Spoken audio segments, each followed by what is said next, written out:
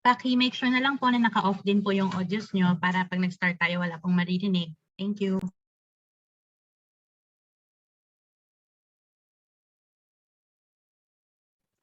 Okay, it's 2:50 na po. I will start with the broadcast na in 3, 2, 1.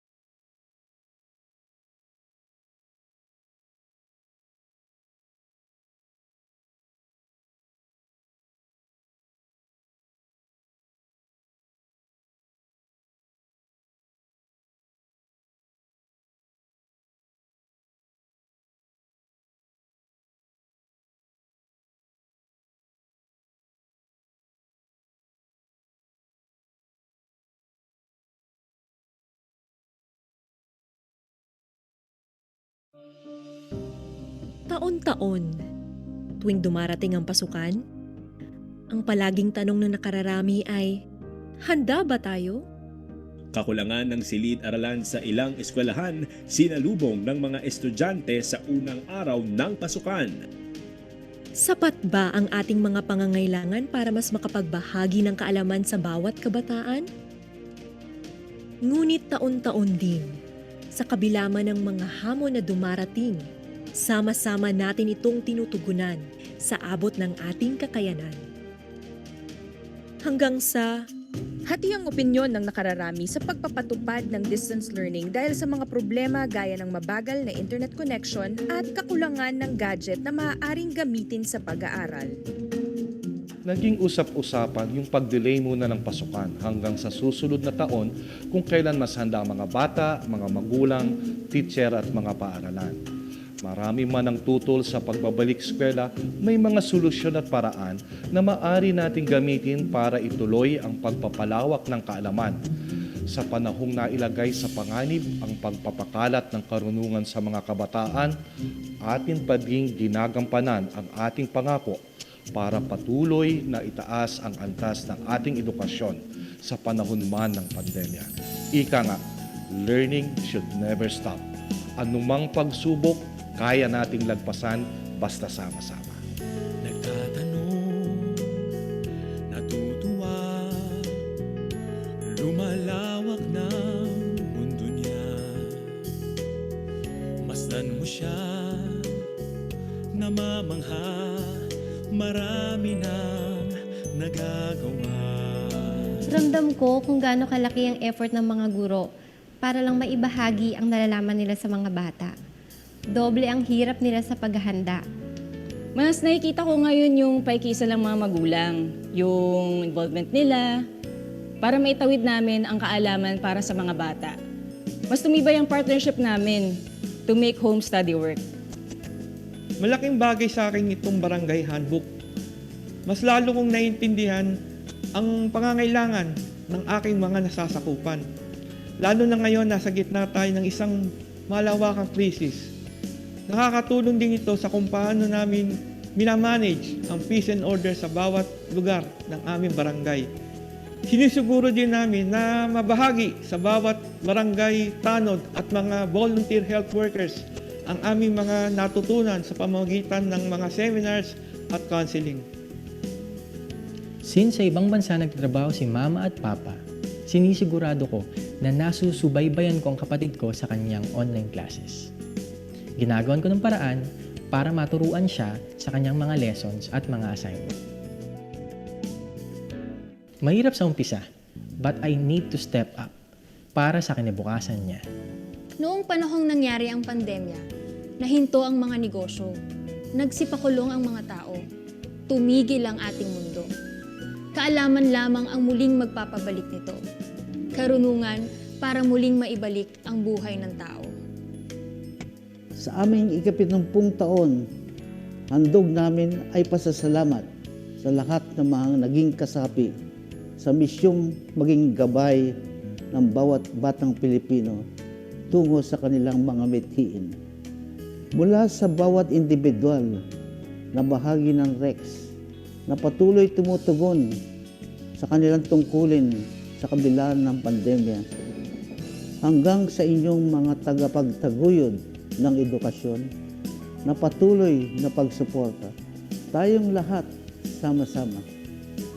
Hawak kamay, ang pag-asa, gagabayan kita dahil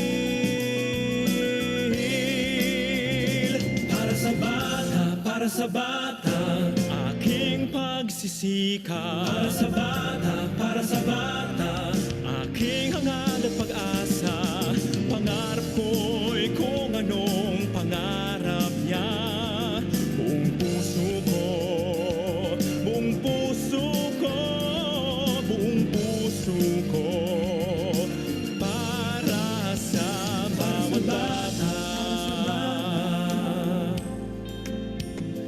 Para sa bata, para sa bata.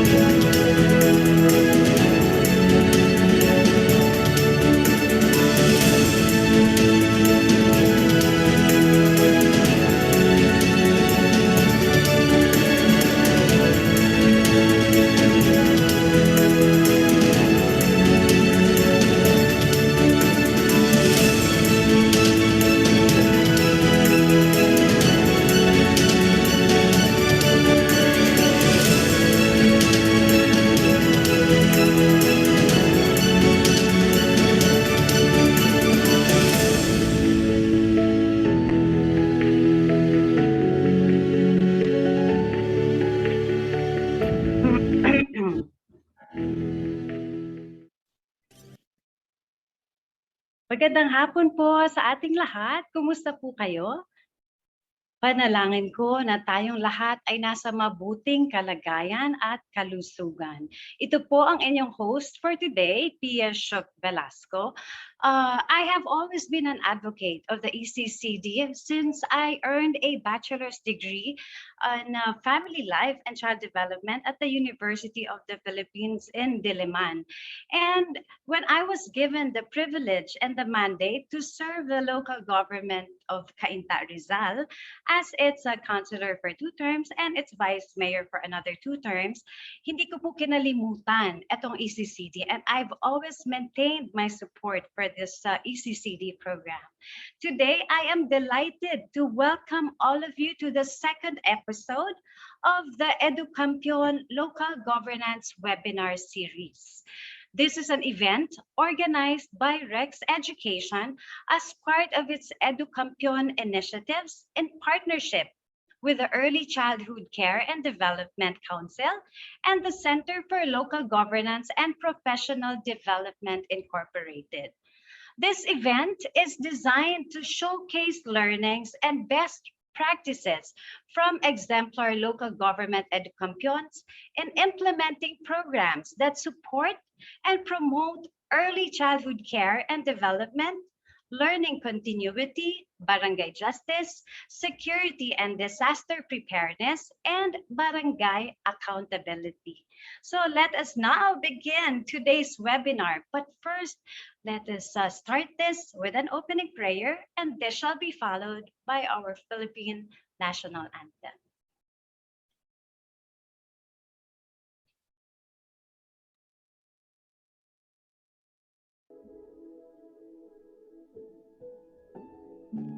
In respectful presence of our brothers and sisters across boundaries and faiths, let us all join in prayer and worship and gratitude and for guidance. Almighty and eternal God, we thank you for the gift of life and all its joys. We thank you for today, for all its challenges, in all its splendor. We thank you for the gift of one another. O God of infinite mercy and wisdom, only in unity with your will can all our toils have true meaning. Transform us into willing and able stewards of this world and its future. Bring us together to work with understanding and compassion. As we toil and grow weary, we pray for renewed strength and resolve.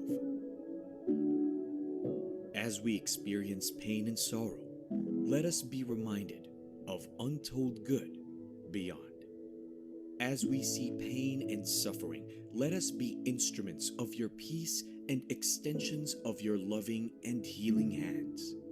As we gather here today, bless us all that our collective knowledge be tempered and guided by your wisdom.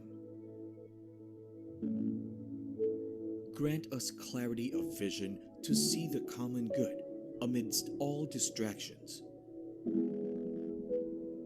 Endow us with humility and purity of heart to transcend all differences and reservations.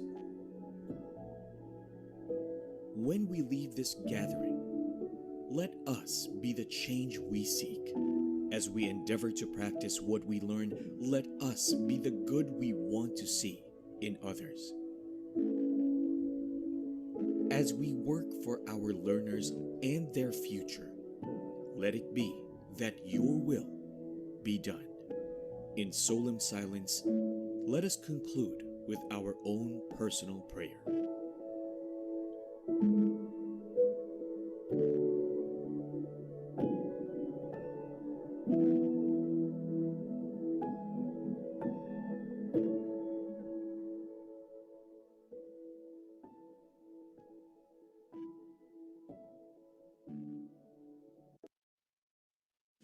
Mga kababayan, ang pambansang awit ng Pilipinas. Kayang magiging telas ng sinananan, alam ng puso, sa titik mo'y buhay. Lupang hinirang, tuyang ka ng magiting, sa manlulupin, di ka pasisigil, sa nagatang tutok sa simoy at sa langit ng bangaw, ay hinatang tulak, awit sa paglayang minamahal. Ang isang ng matawad mo'y tagumpay na naghihiling, ang bituin at araw niya kailan ang may di magdidilig. Lupa ng araw ng walhagit pagsinta, buhay langit sa piling mo.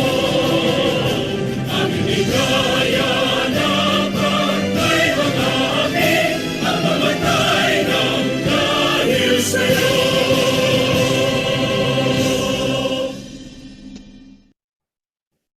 Hello again, everyone. Before anything else, Please be reminded of the following house rules flashed on the screen. Basahin ko po ito para sa ating lahat. Please keep your audio on mute and your video turned off.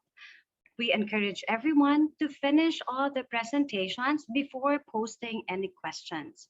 There will be time allotted for Q&A at the latter part of the session. Attendees who will be asking questions will be promoted to panelists.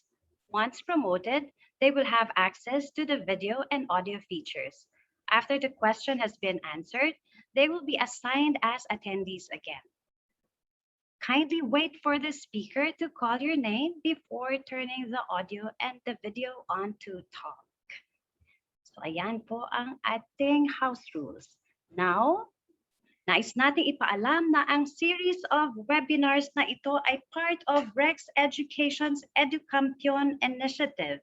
And to enlighten us about this initiative and the objectives of the EduCampion Local Governance Webinar Series, I would like to call on the Chief Executive Officer of Rex Education, Mr. Don Timothy Buhain.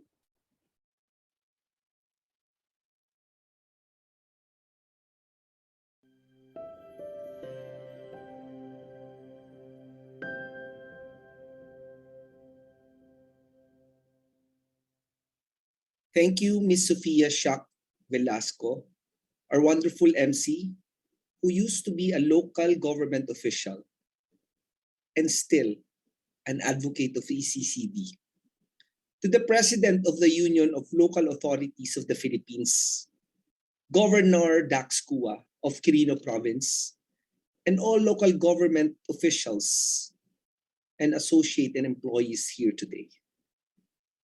To our partners in this endeavor, the Early Childhood Care and Development, or ECCD Council, headed by Executive Director Teresita G. Insiong, who is also our main resource speaker for today.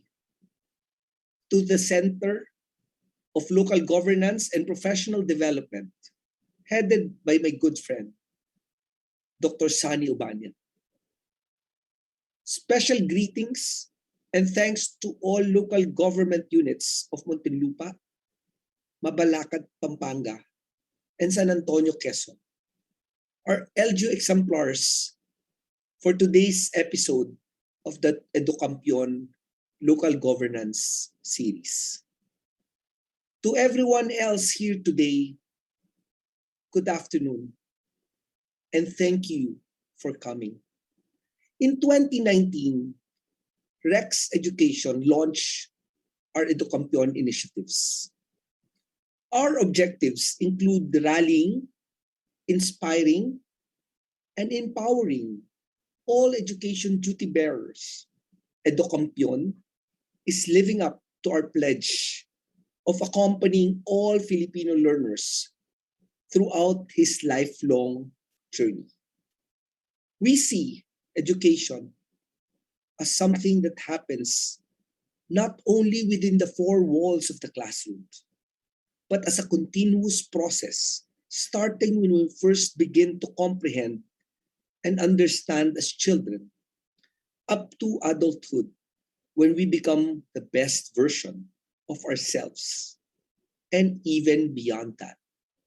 We see education duty bearers to be not only the teachers and the schools, but everyone who has a direct or indirect role in ensuring that education happens.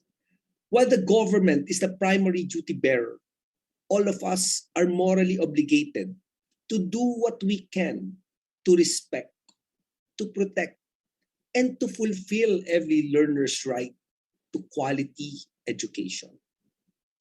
The EduCampion Local Governance Series was designed to celebrate our LGU duty bearers, especially at the barangay level. More than just for general awareness, we hope for the series to become a source of learning and inspiration.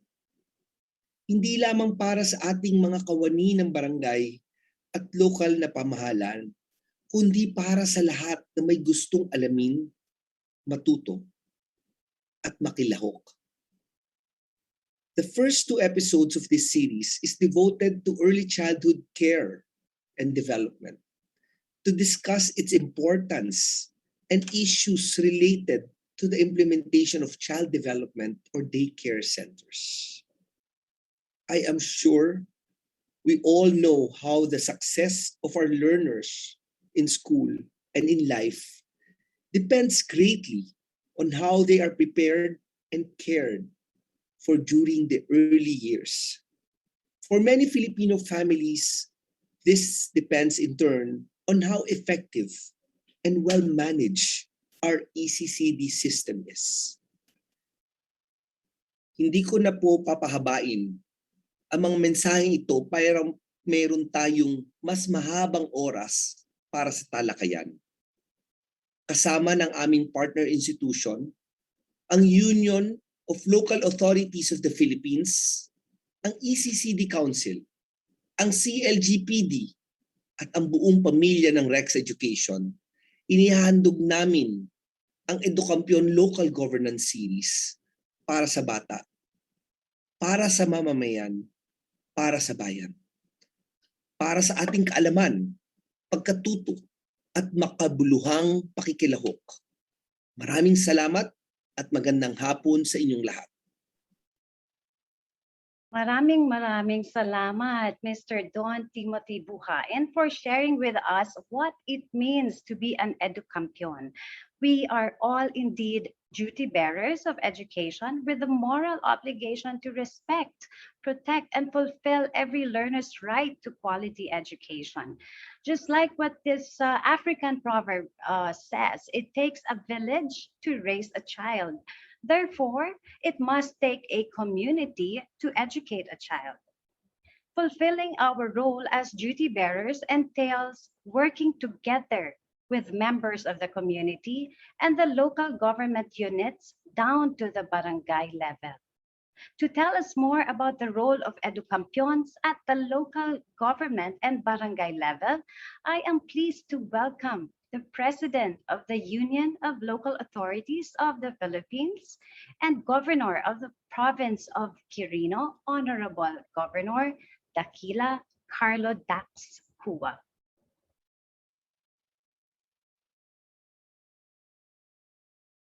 Maligayang pagbati po sa lahat ng ating mga kabahagi sa program ngayong araw. As the National President of the Union of Local Authorities of the Philippines or ULAP, na kumakatawan po sa pinag-isang lakas ng mga liga ng mga pamahalaang lokal at ng ating mga pinunong halal sa lokal. Ako po si Dax Cua dito sa Quirino Province, wishing to congratulate the organizers of this public webinar series, lalo na po si Dr. Teresita Insyong, Vice Chair and Executive Director ng ECCD, at si Ginoong Don Timothy Buhain, CEO ng Rex Education.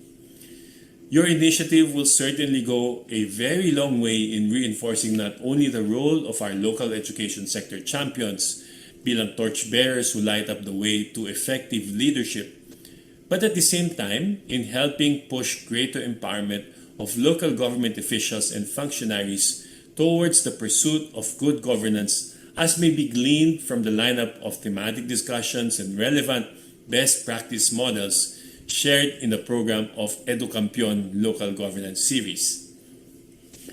Kung ating pong mamarapatin, nais ko pong ipagmalaki na kaalinsabay sa mga hangarin ng program organizers ngayong araw.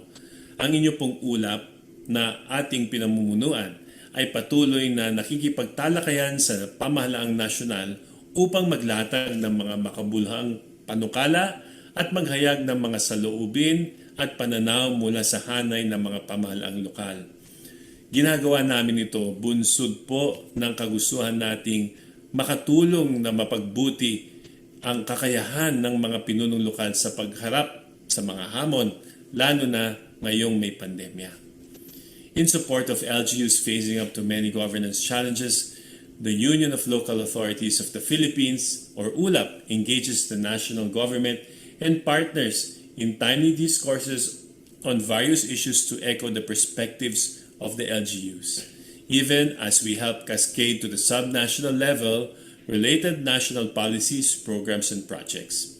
Especially during this pandemic, ULAP invariably has been conducting and strongly supports co-created activities intended to provide the venue for information dissemination, knowledge sharing, and capacity building for LGUs in furtherance of our common vision of empowered local governance. Higit sa lahat, nais ko pong bigyan diin ang kalagahan ng barangay sa lahat ng usaping patungkol sa serbisyo publiko. It is imperative that we pay attention to the situation at the grassroots level as today's activity is so designed. If we are able to expect remarkable improvement in local performance. It is therefore noteworthy that the focus of today's online activity is the barangay, which is the foundation of local governance. Ang susi po sa pagpapaigting ng lunas sa mga suliranin ng mga komunidad ay ang pagpapalakas ng kakayahan ng ating mga pinuno sa hanay ng barangay. If the barangay is not strengthened to meet the quality standards for the delivery of basic services, then we in the higher levels of local government units, the municipalities, cities, and provinces will have compounding challenges ahead of us. I am therefore glad that high in the agenda of this program is the nurturing of our children, the future leaders of our communities, as well as the capacitation of the current local leaders who have been tasked to ensure calibrated response actions on the ground. On this note, even as we chart our way out of the current pandemic or any adversity that may come our way henceforth, let us all together find a deep resolve and greater determination as local development actors to take immediate action to improve on our capacity to bounce back better and soonest. Good luck po sa ating mga organizers and participants. Mabuhay po tayong lahat. God bless and stay safe po. Maraming salamat. Thank you, Governor Dax Kua, for citing the importance of capacity building and how the best practice sharing aspect of this webinar series can assist LGUs in their quest towards good local governance. In his message, Governor Dax also reinforced the value of nurturing children. They are the future leaders of our community, and he underscored putting it high on the LGU's priority list. Providing nurturing care to children in order to help them succeed in school and in life is crucial during early childhood. And this was highlighted in the first episode last week by our speaker, the Executive Director and Vice Chairperson of the Early Childhood Care and Development Council, Dr. Teresita Grafilo Inchong. Dr. Inchong presented to us then the principles behind the ECCD system in the Philippines, the laws, the standards, and the policies governing it. In today's episode, we will go deeper into the different ECCD programs, specifically home-based and center-based programs. And at this point, we'd like to request Dr. Inchong to say a few words first about these ECCD programs. Dr. Inchong?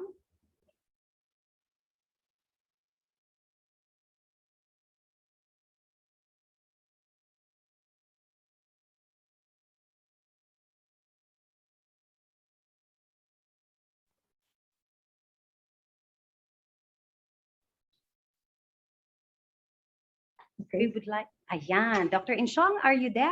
Yes, you are there. Yes, yes. Oh, good afternoon. Yes. Yes, ma'am, go ahead. Good afternoon to everybody. Let me greet first the Rex Education sa pangunguna po ni Don Timothy Buhain, and then to the Honorable Governor Dakila Carlo Dax Kua, who is also the President of the Union of Local Authority of the Philippines and at the same time a governing board member of the ECCD. And then to the local government units represented here, to their local chief executives, the honorable mayors, and also the local and provincial social welfare development officers, but most of all the child development teachers and workers are attending, including parents perhaps. In the Declaration of Policy of the Republic Act 1014, where it's the Early Years Act, it was highlighted that the state declares the policy to promote the rights of children for survival, development, and special protection and full recognition of the nature. Further, it also ensures that young children are adequately prepared for the formal system that begins at kindergarten. So as mentioned earlier, we have the center-based program and the home-based, which will be tackled later. But I would like to take this opportunity to inform you that the Department of Education, in coordination with UNICEF and the Senior INATEC, has conducted a longitudinal study of 9 LGUs or 9 divisions, and having a subject, the 2,500 children coming from the early childhood care and development programs. And this is, it's involved 2,500 children. So they started following these kids from kindergarten to grade 1, grade 2, grade 3, but there is still the succeeding up to grade 4. So the finding of the first round of assessment shows that children coming from a quality early childhood education are actually higher in terms of the assessment or the scores of EGMA, which is elementary grade mathematics ability, by 26%, the EGRA, which is the elementary grade reading ability, by 28%, and the psychosocial-emotional index is higher by 16%. So there you are. We have proven in our local studies that the early childhood, quality early childhood education is very beneficial to the children. So marami po nagtatanong, bakit ho hindi tumataas ang ating assessment score sa mga international? Ang aking po masasagot diyan ay, ang ating missing link ay ang quality early childhood education, as was mentioned by the previous speakers. Kasi yung kung ang mga batang pupunta sa kindergarten ay malusog, matalino, at sila ho ay marunong makisalamuha, wala hong dahilan para hindi sila maging matagumpay na mag-aaral. Ito ho mga batang nandito ngayon sa early childhood ay magiging sa henerasyon natin sa susunod na kinabukasan. At kung ito ho ay aalagaan natin, makakakita tayo ng isang maunlad at mapasaganang kinabukasan natin. Sila ho ang magiging duty bearers, sila ho ang ating mga servant leaders, mga tagapaglingkod sa atin, at siguro naman ho, magiging maganda ang ating kinabukasan. Sabi nga po ng isang si Heckman na palagi namin ginagamit, if you make greater investment in young children, you see greater returns in education, in health, and productivity. So mga naririto ngayon, sana ho ay makita natin ang kahalagahan ng early education. Marami pong salamat sa inyong lahat at marami pong salamat sa Rex Education na nagtuon ng napakasusing atensyon sa early childhood education. Magandang hapon po sa ating lahat. Maraming salamat, Dr. Instrong, for that very informative message. Kaya dapat mag-invest na po tayo sa ating mga kabataan. Huwag na po tayong patumpik-tumpik pa. Let's invest on our children. Anyway, let us now proceed to today's episode, ECCD in the Philippines Part 2. ECCD in Action, which focuses on center-based and home-based ECCD programs. To tell us to tell us more about the home-based ECCD programs, I am honored to introduce our first main speaker for today, Ms. Debilyn Bustamante. She is the Municipal Social Welfare and Development Officer of Bustos, Bulacan.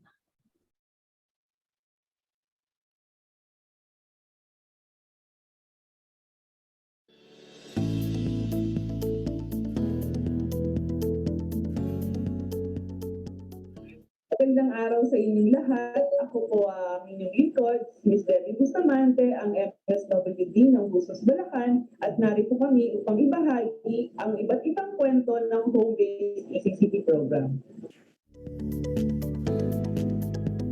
Ang home-based ECCD program ay ang programa na kung saan kinikater nito ang 0 to 4 years old na mga kabataan na hindi naaabot ng center-based programs. Merong mga kadahilanan kung bakit hindi naaabot or may mga batang hindi naaabot ng home-based program. Una ay malayo ang kanilang tirahan sa center-based program. At maaaring hindi ligtas ang daraanan sa mga child development center. Maaaring may development delay o kapansanan ang mga kabataan at gayon din ang mga magulang. Maaaring ang bata ay mula sa indigenous group or community. Maaari din na ang mga lugar na kung saan naninirahan ng mga bata ay madalas nakakaranas ng mga sakuna, gaya ng pagbaha, lindol, at iba't iba pang natural na kalamidad. Sa programa ng home-based development program, ang nakakatuwang natin dito ay ang mga magulang, gayon din ang mga child development workers natin na nagsanay upang mapalakas pa ang programang home-based ECCD program. Nagsisilbing ang mga magulang at ang mga child development workers ang mga pangunahing tagapangalaga ng ating mga bata sa programang ito. Ang kaibahan at kalakasan ng home-based ECCD program ay ang mga magulang ang nagsisilbing primary educator or primary caregiver sa ating mga bata at gayon din naman ang ating mga child development worker ang nagsisilbing facilitator ng mga activities pagdating sa home-based ECCD program. At dahil sa home-based ECCD program, sa pagsuporta ng mga magulang upang maging unang guro, ay napapatibay nito ang pundasyon ng relasyon ng mga magulang at ng mga bata at ito ay madadala nila sa kanilang pagtanda. Layunin ng ECCD program ang makamit ang holistic development ng ating mga kabataan na makakatulong sa kanilang paglaki. Ito ay makakamit ng ating mga bata sa tulong na rin ng kanilang mga magulang bilang unang guro at ito ay at ang mga activities ng home-based ECCD program ay patuloy na magiging gabay nila sa kanilang mga activities para makamit ang holistic development ng bawat bata. Tinuturuan ng home-based ECCD program ang mga magulang na gumawa ng mga activities na akma sa edad ng mga bata, sa kanilang unique personality at gayon din sa kanilang kinagisnan na kultura. Dagdag dito ay tinutulungan din ng mga magulang ang mga bata upang mas kilalanin ang pagkatao o bilang individual ng mga bata upang mas matugunan ang kanilang mga pangangailangan. Ang responsive caregiving activities ay nakakatulong sa ating mga bata upang madala nito sa kanilang pagtanda, hanggang sa kanilang pagtanda. Sa pagpapatakbo ng ECCD home-based program, meron tayong mga stakeholders na siyang nagpapatupad ng mga programa. Sila ang mga taong patuloy na nag-i-implement o nagpapatupad ng mga programa sa mga batang 0 to 4 years old at sila din ang ating nakakatuwang upang ma-implement natin mabuti ang ating mga programa pagdating sa home-based ECCD program. Ang unang stakeholder ng ating programa ay ang program supervisor o kaya naman ay ang focal person ng ECCD. Ang aming pong trabaho o ginagampanan sa ating programa ay upang palakasin pa ang ating programa ng ECCD home-based program. Tayo ang namamahala at nagte-train sa ating mga program facilitator. Tayo din ang nagbibigay ng planning, gayon din ng evaluation upang mas makita natin kung ano nga ba ang dapat pang i-improve or ano pa ang dapat natin idagdag para mas mapabuti pa natin ang home-based ECCD program. Maliban dito, kami din po ang nakikipag-ugnayan sa iba't ibang sangay ng ating gobyerno at din sa iba't ibang sektor upang mas mapalawak pa natin ang ating kakayanan at gayon din ang ating mga resources upang matugunan pa natin ang mga pangailangan sa ating mga home-based ECCD program. At gayon din, ang aming mga trabaho dito ay ang i-connecta ang ating mga program facilitators sa iba't ibang saray ng gobyerno upang mas magdagdagan pa rin ang kanilang mga kaalaman na makakabuti sa ating home-based ECCD program. Upang ipaliwanag ang papel ng isang program facilitator, narito si Teacher Mary Philip mula sa Taytay Rizal. Magandang araw po sa ating lahat. Ako po si Teacher Mary Vic at ako po ay isang home-based ECCD program facilitator. Ang aking papel sa programa ay maging teacher ng mga magulang. Gamit ang aking kaalaman sa pagtuturo ng mga batang 0 to 4 ay ginagabayan ko ang mga magulang sa pagplano ng mga activity na pwedeng gawin sa bahay kasama ang kanilang mga anak. Tinutulungan ko rin sila sa pagpili ng akmang strategy sa pakikisalamuha sa kanilang mga anak upang lalo nilang masuportahan ang development ng kanilang mga anak. Isang beses, isang linggo ay nakikita-kita kami ng mga magulang upang pag-usapan ang kanilang karanasan sa paggawa ng mga activity. Sa pamamagitan ng maikling kwentuhan, ang mga magulang ay ating nagagabayan upang lalong makita, maintindihan at masuportahan ang katangian at pag-unlad ng kanilang mga anak. Maraming salamat, Teacher Marivic. Upang maintindihan naman natin ang papel ng isang magulang, pakinggan naman natin si Mami Ivy Mendoza na Antipopesa at Mami. Hello po, ako po si Mami Ivy at bilang isang magulang po nakalahok sa ECCD program, ako po at ang aking pamilya po ang gumagawa ng activities ng aming anak sa aming tahanan. Inoobserbahan ko po ang aming anak kapag may mga activities po kaming ginagawa at sa pamamagitan po ng pag-oobserba, sa kanya ay nakikilala ko po ang aking anak kung ano po yung mga hindi pa niya kayang gawin, yung po mga interest niya at yung mga ayaw po niya, yung mga mood swings po niya, yung mga kiliti po niya at kung paano po lumalabas ang kanyang natatanging ugali o karakter bilang miyembro po ng aming pamilya. Ang mga obserbasyon pong ito ay aking itinatala sa Parents Journal upang masundan po ang pag-unlad ng aming anak. At may iba pa pong mga responsibilidad ang mga magulang sa home-based ECCD program. At yan naman po ay kukwento naman po ni Mami Yam. Magandang araw po. Ako po si Mami Yam Arsena, isa ring magulang na kalahok sa home-based ECCD program. Maliban po sa mga nabanggit ni Mami Ivy, ang mga magulang po sa home-based ECCD program ay inaasahan ding lumahok sa weekly sessions. Dito ay nakilala ko ang mga magulang na tulad ko na may anak edad na 0 to 4. Sa weekly sessions, kami ay nagpapalitan ng mga karanasan sa pagpapalaki at nakikipaglaro sa aming mga anak. Kahit na isang beses lang naming nakakasama ang program facilitator, ang parent community na aming nabuo ay lagi naming nakakausap. Nagagawa naming suportahan ang isa't isa sa mga pagsubok at mga tagumpay bilang mga magulang. Maraming salamat, Mami Ivy and Mami Yam. Ngunit maaari pa kaming magkwento kung ano nga ba ang mga naging beneficiaryo ng home-based ECCD program sa inyo?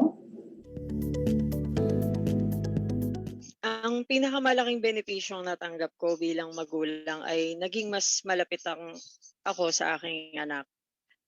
Mas nakilala ko siya.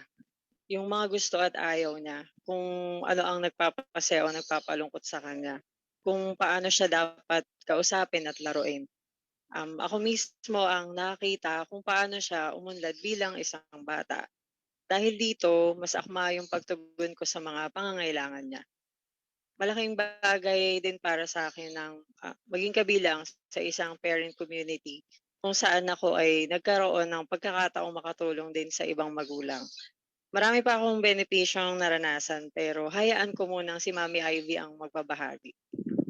Karagdagan po dun sa mga sinabi po ni Mami Yam, Natutuwa rin po ako sa epekto ng programa sa buong pamilya namin. Natulungan kami ng mga activities na ginagawa namin para po magkaroon po kami ng mas maraming oras para sa isa't isa.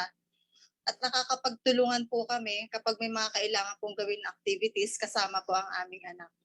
At dahil po dito, ang aming pong buong pamilya ay mas nagkaroon po ng panahon na magkakilanlan at maging mas malapit po kami sa isa't isa. Napagtanto ko rin po sa programang ito na ang amin po palang tahanan ay isang lugar na mayaman po sa learning experiences para sa aming anak. At sa simpleng araw-araw po na gawain, ay malaki po pala ang pwedeng impact sa kanyang pagunlad. At dahil din po dito, sa mga home activities na aming ginagawa sa araw-araw, ay nagkakaroon po kami ng kalayaan kung kailan po namin gustong gawin, kung sino po yung gusto namin kasama, at kung paano po namin gagawin ang bawat activities na binibigay po sa amin sa araw-araw. At dahil po sa home-based ECCD program, nakita ko po na kaya-kaya ko po pala maging unang guro ng aming anak.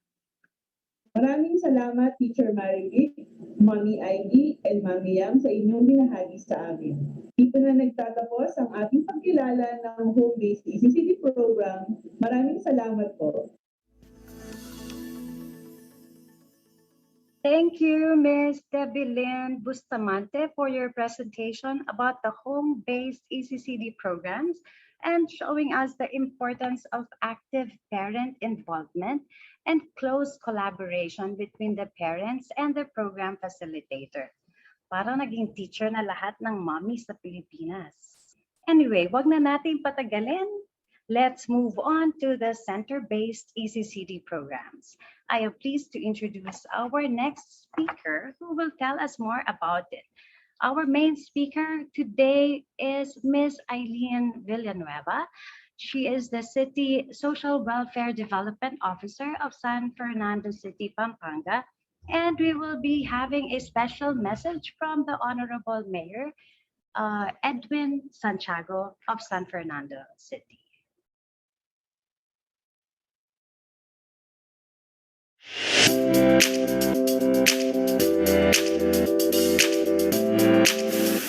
Community quarantine is hereby imposed in the entire of Metro Manila. And in other areas, the LGUs are advised to abide by the following guidelines, imposing localized community quarantine in the respective jurisdiction. For Manila,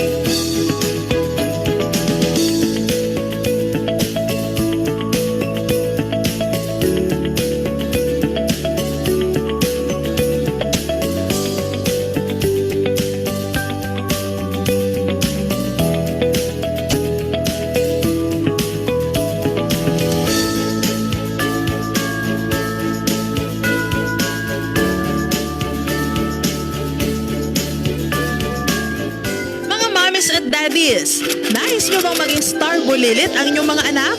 May programang handog ang lokal na pamahalaan ng Siyudad San Fernando para sa inyo.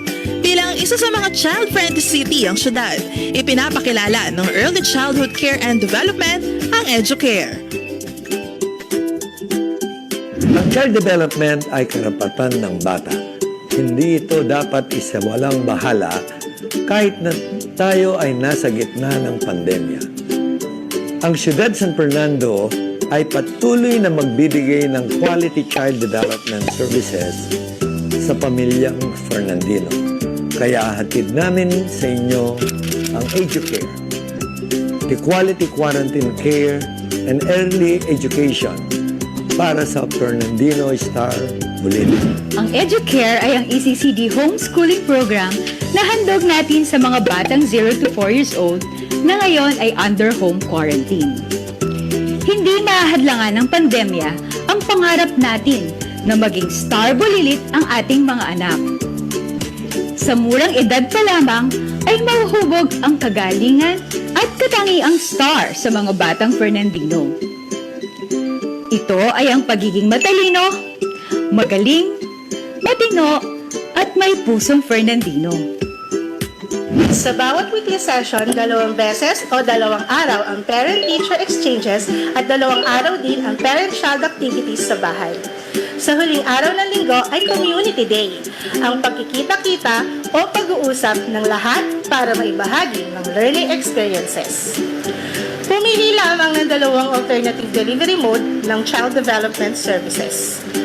Para sa online educating class, siguraduhin ng internet connection at access through Google Meet at Yahoo Messenger. Samantala, para sa offline delivery mode, bukas ang ating mga child development centers bilang resource centers para sa regular na pag-aaral ng mga magulang ng mga aralin at gawain na ituturo sa bahay sa mga anak. Kaya kung kayo ay may anak na 0 to 4 years old, halina, i-registered na sila sa EduCare, ECCD services ng San Fernando. Star bulilit!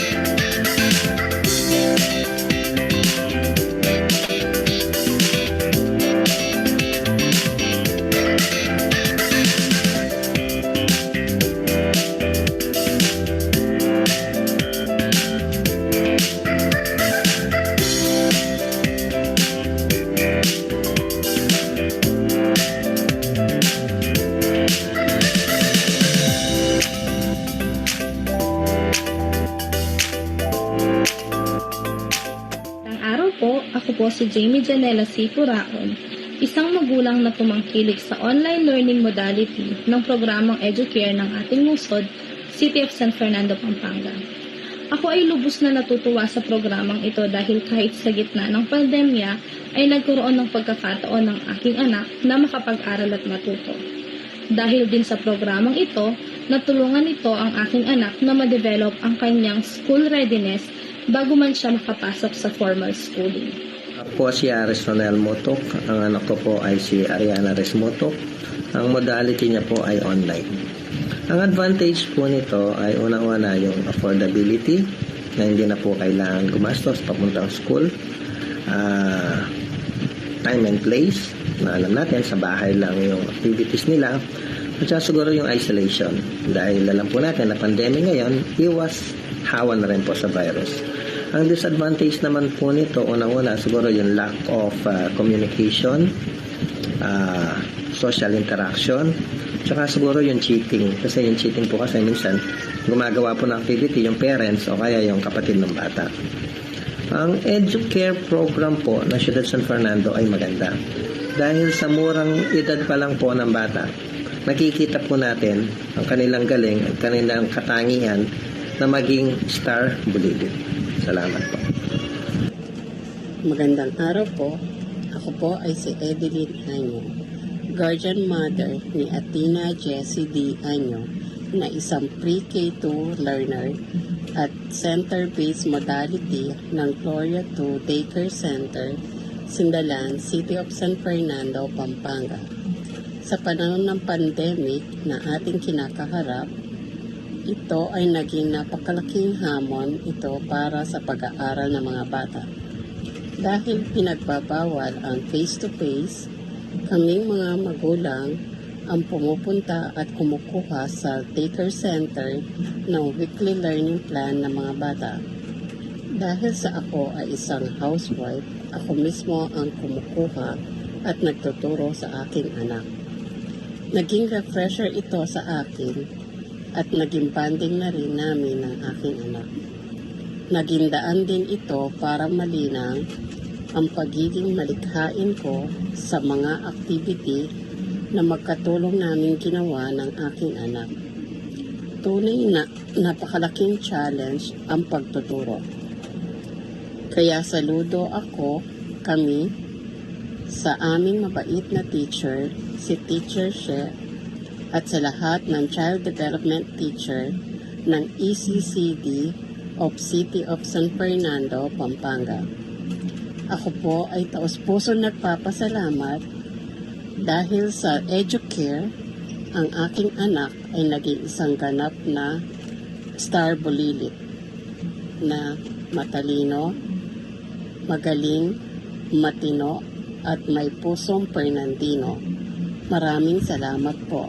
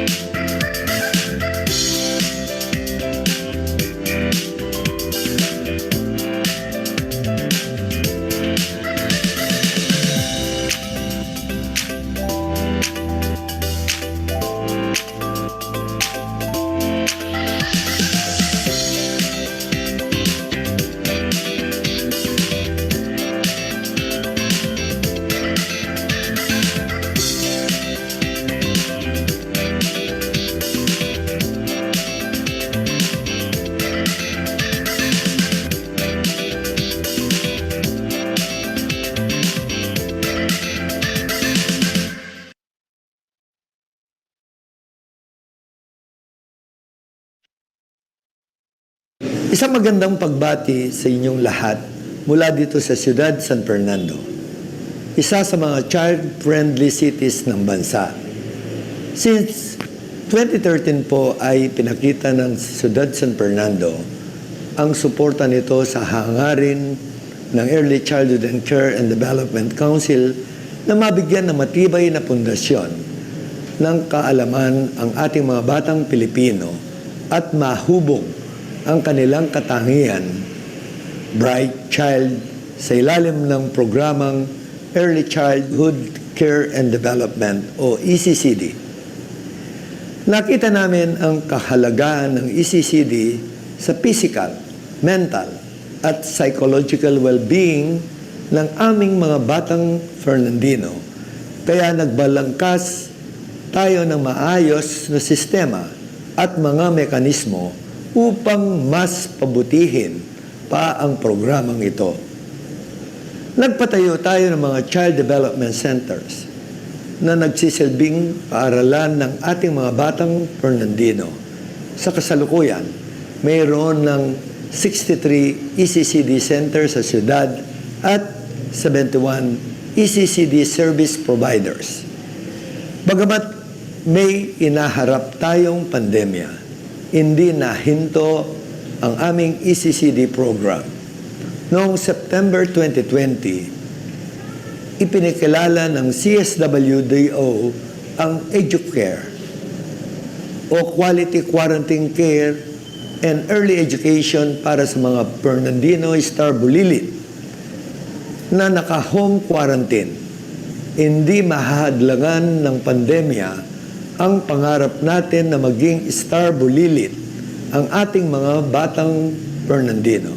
Hinihikayat rin natin ang partisipasyon ng mga magulang bilang sila ang primary caregivers at teachers ng kanilang mga anak. Sa pagtutulungan ng lokal na pamahalaan, ECCD Council, at ng mga pribadong ahensya at organisasyon, patuloy naming naisusulong ang karapatan ng ating mga bata sa maayos, matibay, at magandang pag-aaral.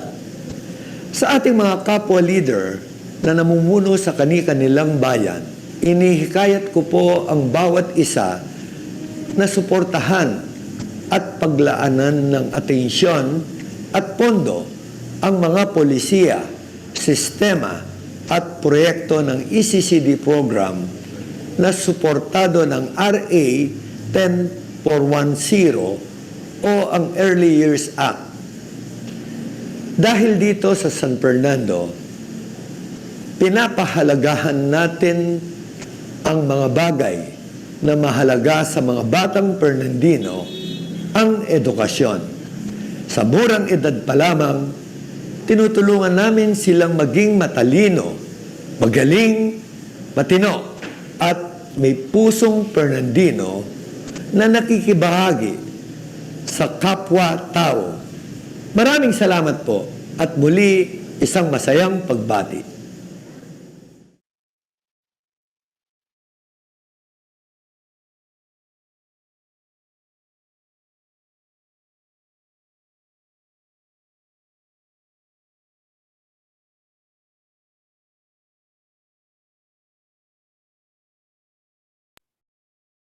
Maraming salamat sa presentation ng ating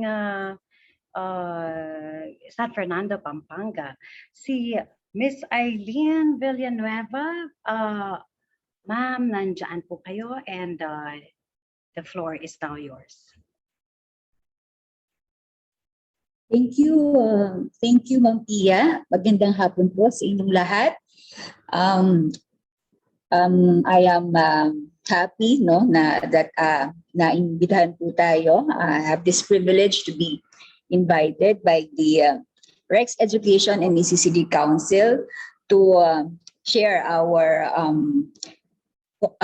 center-based program. So dito sa second webinar series po ng EduCampion, which is the episode for the ECCD in Action. So ang City of San Fernando po ay implementer ng National Early Learning Curriculum at saka ng National Child Development Center since 2014. So I myself, isa po ako sa na-train sa ECCD Council sponsored na training on leadership and management of integrated ECCD services in 2017, I think, together with other LSWDOs in Luzon cluster. So I'm happy to be sharing with you our program, our good practices in CDPAB. So yan po. So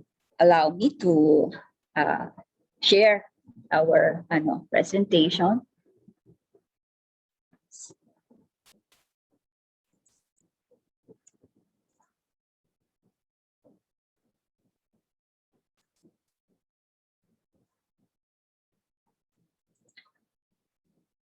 Okay. Yeah. So ang CDPAB, we coined it po dito sa San Fernando ng Educare o yung nabanggit nga po ni Mayor sa video, yung quality quarantine care and early education for children aged 0 to 4. So before I going further, so let me give you some basic information po on ECCD leadership and management. So we have 35 barangays in the city of San Fernando, and this is our population of the very young children aged 0 to 2 and 3 to 4 years old. And ito naman po yung the number of our public center-based and home-based programs at including the private. So we have 61 center-based, and then we have 18 na home-based programs. Kasalukuyan, plus sa private naman, there are 56 na profile na map po namin noon. And this is the actual ECCD participation. No? So ang ITED po, we have 474, and pre-K, we have 3,628. So kung i-compare nyo po, ayan, yung ating the population eligible, our young children that should be catered by our ECCD centers, no? So ang ITED natulad po dahil bagong programa pa lamang po ito, no? Pero ang pre-K matagal na, no? So kung titingnan niyo po yung number, no? So marami pa po ang dapat habulin for us to have that universal coverage sa ECCD, dahil ito po ay karapatan ng bata, no, na umunlad po ng husto given this program. And kaya po dito sa aming mga strategies, ayan, nakita niyo po, no, we have this budget from the general fund na 11.15 million total, and sa CEF na 39.28 million. I think this is in 2020 namin po na budget, school year 2020-2021 na budget. And aside from the regular programs, no, ito po yung mga interventions namin to really address po yung nakikita natin kailangan panghabulin in terms of coverage through our expansion programs, no. So center-based, every year po ay nagpo-program po tayo ng new buildings, 2 to 3 buildings in a year, at ganun din sa conversion. So I mean sa expansion, liban dun sa center-based, meron po tayong home-based na we also scaled up yung ating home-based services para mas marami po, mas ma-reach natin yung hindi kayang pumunta sa center ay through the home-based program. Sa process naman po ng conversion dito po sa San Fernando, yung pag-convert namin ng daycare center into child development center ay sinasabayan po namin, no, ng repair requirements, no, na para masunod yung physical safety standards sa ating mga ECCD centers, no? And also along with that is yung training ng ating mga teachers, no, ng ating mga daycare workers on early childhood education. So for starting 2016, we have 12 yung ating mga additional buildings, and then 44 sa ating mga existing ang na-repair, na-renovate. And sa HRD po natin, aside dun sa 11 or yung NCDT natin, and then the 10 no, na binigyan po ng scholarship ng ECCD, we also funded no, yung LGU sponsored po na early childhood education po ng ating mga teachers. So nung makaraang webinar, meron din pong nagtanong about nga sa utilization po ng CEF. So sa atin po sa City of San Fernando, sabi nga po ni Dr. Inchong, nasa LGU po yun. So we are lucky no, sa City of San Fernando. Ito po ay binibigyan prioridad ng ating City Mayor, the Honorable Edwin Santiago. No, ito po ay isa sa kanyang mga priority dahil naniniwala po siya kung ano ang goal, no, ang kayang gawin ng ECCD para masigurado po yung future po ng mga batang Fernandino, batang Pilipino. So doon po ay nakakapag hire na rin po tayo ng teachers na locally or funded po ng Special Education Fund. No? So active din po ang ating LCPC, ating Local Council for the Protection of Children, at doon ay nagre-report ang ating ECCD Coordinating Committee. So ang process po ng conversion ay dumadaan din sa kanila, sa council na yan po, bago i-endorse sa Sangguniang Panglungsod para dun sa process po ng conversion or pag-declare ng ating mga daycare centers as child development centers. Siyempre, supportado po tayo dyan.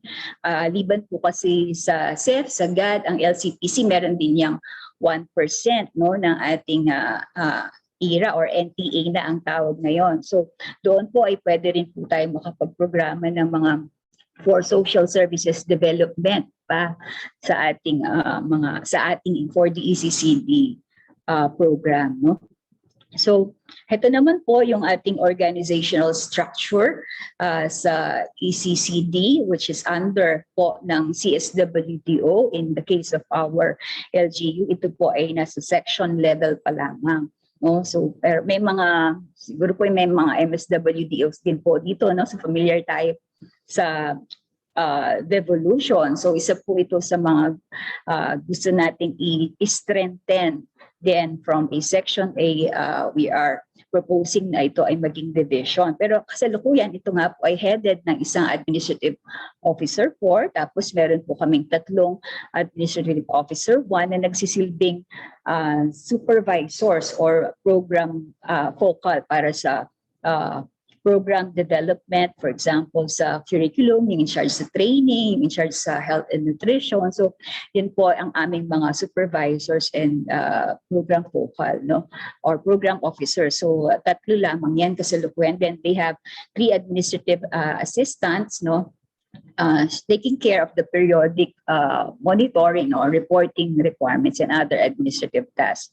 At kabuuan, yung ating workforce, no, nabanggit po ni Mayor kanina na 71, may additional pa po doon na 18 na volunteers na ating home-based services. So yung 37 out of the 89, yun po ay may plantilya po sa aming opisina with daycare worker 1 and daycare worker 2 positions. And then the others are job order at saka po yung contractual under the LSD. So yun po ang kabuang workforce po ng ECCD.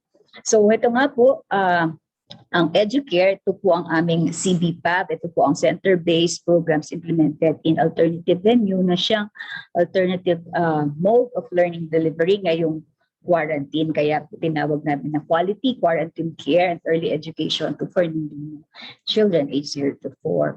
So syempre may context po yan na pinanggalingan ng ating EduCare, bakit yan na-conceptualize, no? So nakita niyo naman po ito sa video, hindi ko na po expound, pero yun nga sa most of us, no, sa mga LSWDOs, we rely sa manpower po namin. Ang mga ang mga ECCD workers po natin, sila kasi manpower talaga natin na nandyan na sa community. So sila rin po ang namomobilize natin pagdating sa disaster operations. So yung naging response din po natin sa COVID, sa SAP, ayan, na-feature pa po yung isa ng DSWD, no? So yun po, no? At syempre meron din tayong kasalukuyan ng adherence sa infection control and policies po na pinapatupad sa mga ahensya, no? So pinagawan din po kami ng risk assessment. So karamihan po, no, sa yung profile ng ating mga ECCD workers, no. So marami din po yung nasa high risk na, no, yung nasa medium risk, mga senior citizens or junior citizens yung malapit na mag-senior. So syempre nalimitahan din po yung ating programa dahil po sa kailangan din nating sumunod, ingatan din kasi ang mga high risk na workers po natin, no. So during that time, di pa rin po natin sigurado alam kung this time, no, this period na kung magbubukas ba or hindi, lalo na sa mga kinikater nga po ng programa, sila yung mga very young, pinakahuli na papayagan na for face-to-face, ano. So yun po yung mga context natin at yun nga dumating yung advisory from ECCD.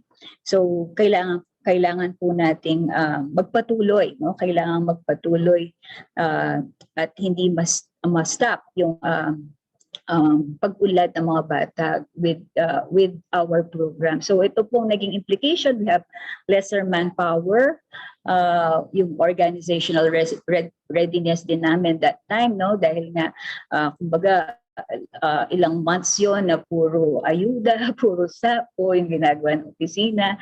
And then nagpa-mapping nga po kami, nagpa-survey. So we have sensed nga na magkakaroon ng decrease in participation in enrollment kasi takot po karamihan ng mga parents, no, to ma-contact yung to be in contact with COVID, no, baka mahawaan yung mga bata, tsaka syempre hindi rin nila, may mga anak din sila sa elementary, so paano na ba yun na lahat ng yon sila ang magtuturo sa mga bata. So ganun po yung context, ganun yung situation, kaya ito po yung naisip namin na gawin noon. So there should be flexibility sa assignment ng mga CDT, no, supported dapat ng mga volunteers, yung ating mga teachers, and there should be a dedicated project team for module development, no, kasi syempre bago po yung mode, no. So syempre even if we have the LRP, so mag-aano ka pa rin, mag-a-adjust ka pa rin kasi from center, no, sa bahay mai-execute. Okay, so naging importante rin po yung CDT coaching para ma-carry out na yung service delivery mode at availability ng mga delivery options for parents. At syempre yung kailangan pa rin i-market yung kahalagahan ng ECCD dahil nga nadi-discourage po yung ating mga parents noon, nung panahon na yun, no, na i-enroll yung mga bata. So ganun po na conceptualize yung EduCare kasi ito yung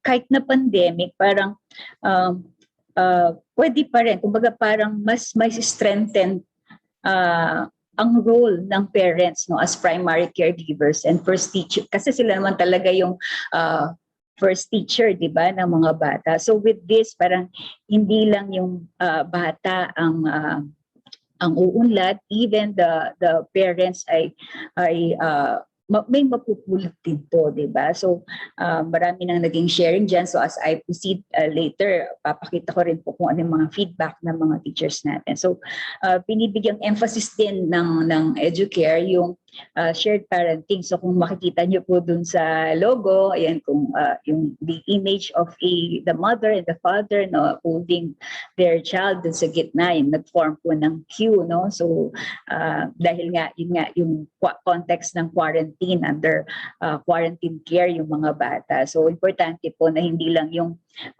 mother, kundi pati yung father and members of the family to be engaging, no, yung bata to learning. Okay, so at syempre hindi lang yung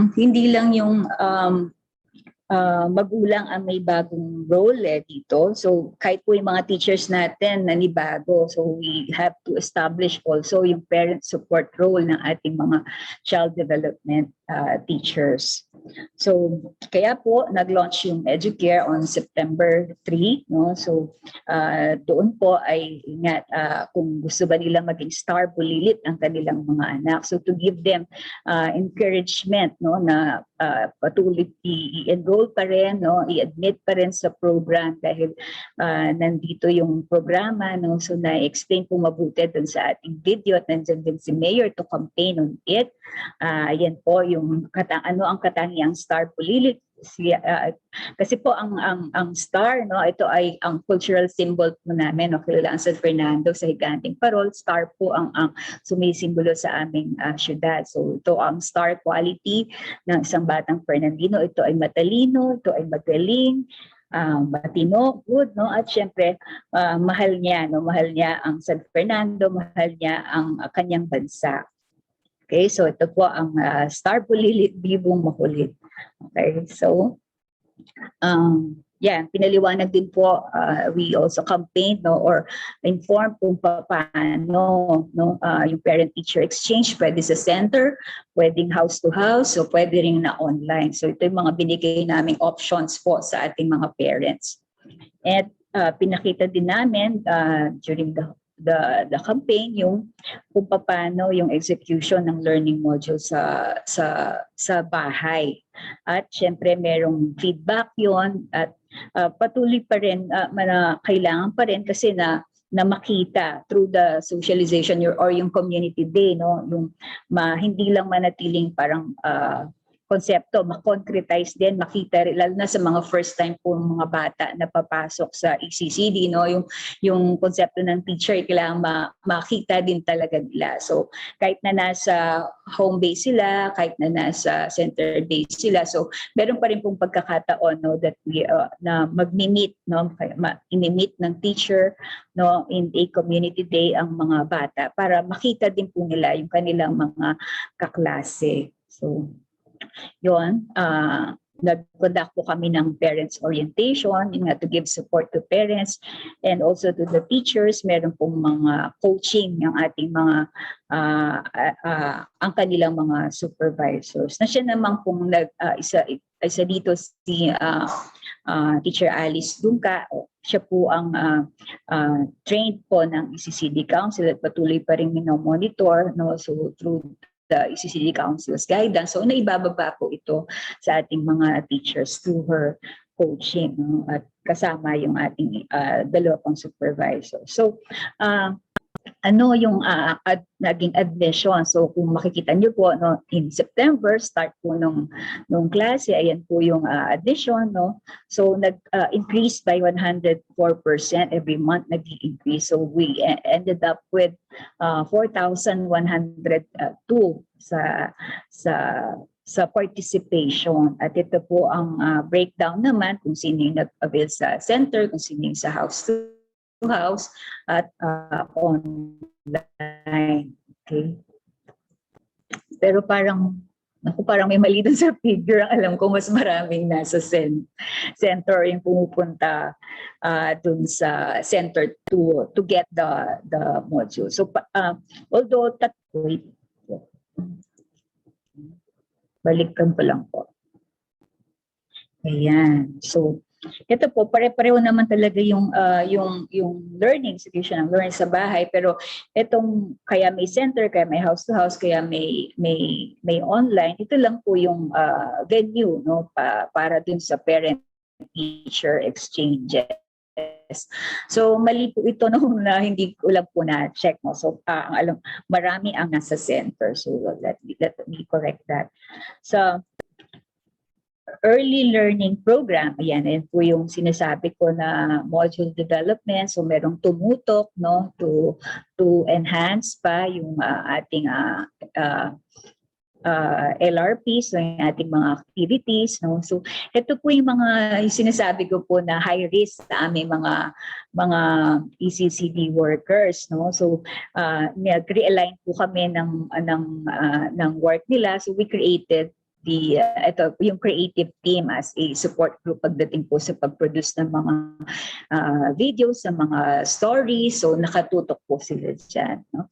And then may monthly learning meetings, syempre, ang ating mga teachers. So patuloy pa din po yun. So this is the template or this is the suggested schedule kung paano po yan gagawin. No? So within an hour, tapos after each batch, nag-disinfect po, kaya po merong 30 minutes din po nag-gap. So Monday and Friday po ang parent-teacher exchanges. Ang ITED PTE naman ay Tuesday, and then yung Wednesday, Thursday, or Tuesday to Thursday, or Wednesday to Thursday, ito po ang parent-child activities. At ito naman din yung araw for the teacher to prepare din yung kanyang weekly learning plan at saka yung kanyang test activities. So, yan po ang laman ng ng weekly learning plan. May theme pa rin, sub-theme, learning objectives, activity, materials to be used, or yung procedures, no, or instruction, no, and yung what to observe, no, ito yung note, no, for the parent, no, na dito po siya ay makapagsulat at meron din siyang feedback form. Okay, so every Friday naman po yun, so magbibigay na siya ng feedback. So ito po yung binibigay, no? Ito po yung sample ng weekly learning plan at ito naman po yung sample ng feedback. So sa-summarize po yan, no? So tinitignan nga po kung paano. So kahit na hindi nakikita ni teacher ang bata through the adequate feedback po na binibigay ng parent, no, or pinag-uusapan nila during the parent-teacher exchanges, no, ay parang si teacher na rin, no, ang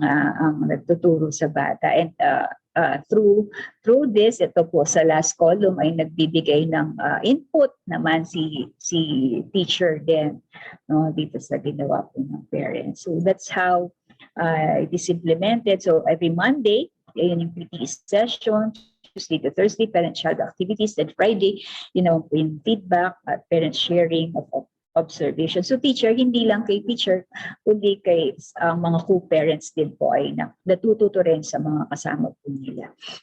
So what happens during the parent-teacher exchange? So just to elaborate, yan po, no?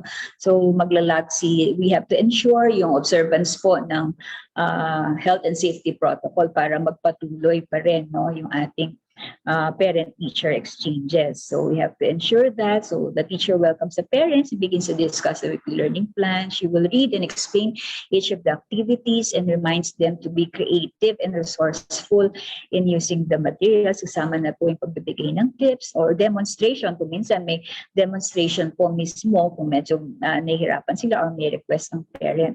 So very flexible po yung ating mga teachers, no? Iniintindi rin po yung situation ng ating mga parents. Merong yung iba hindi conflict sa schedule, ganyan. So they will just pick up kung merong hindi naintindihan. So supported pa rin po na sa kanilang GC, no, kung parang may make-up, kung hindi po nakarating sa center, mini-make-up yan ni teacher pagdating dun sa GC nila. May GC po kasi silang kinreate, no, yung per batch of parents, so ganito, no. So the teacher conducts disinfection before another PTE session begins. So ito po yung mga ayan, sample lang po ng mga activities na ini-enjoy po ng mga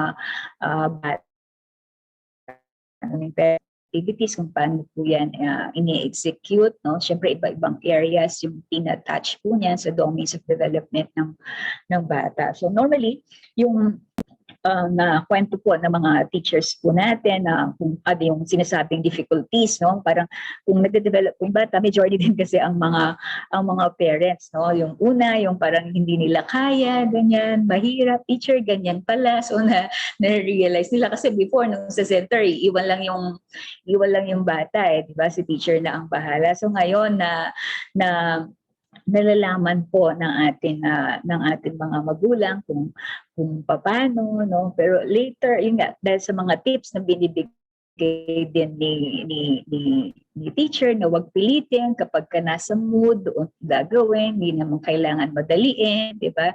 So yung iba pong mga magulang nga sa gabi yung kanilang session kasi pagkaparehong nagtatrabaho, no, tapos pareho pang enrolled sa ECCD yung kanilang mga anak, sa gabi po nila gagawin at tig-isa, yung hindi lang yung nanay, yung tatay din ay nag-execute po na ating learning plan. Ayan.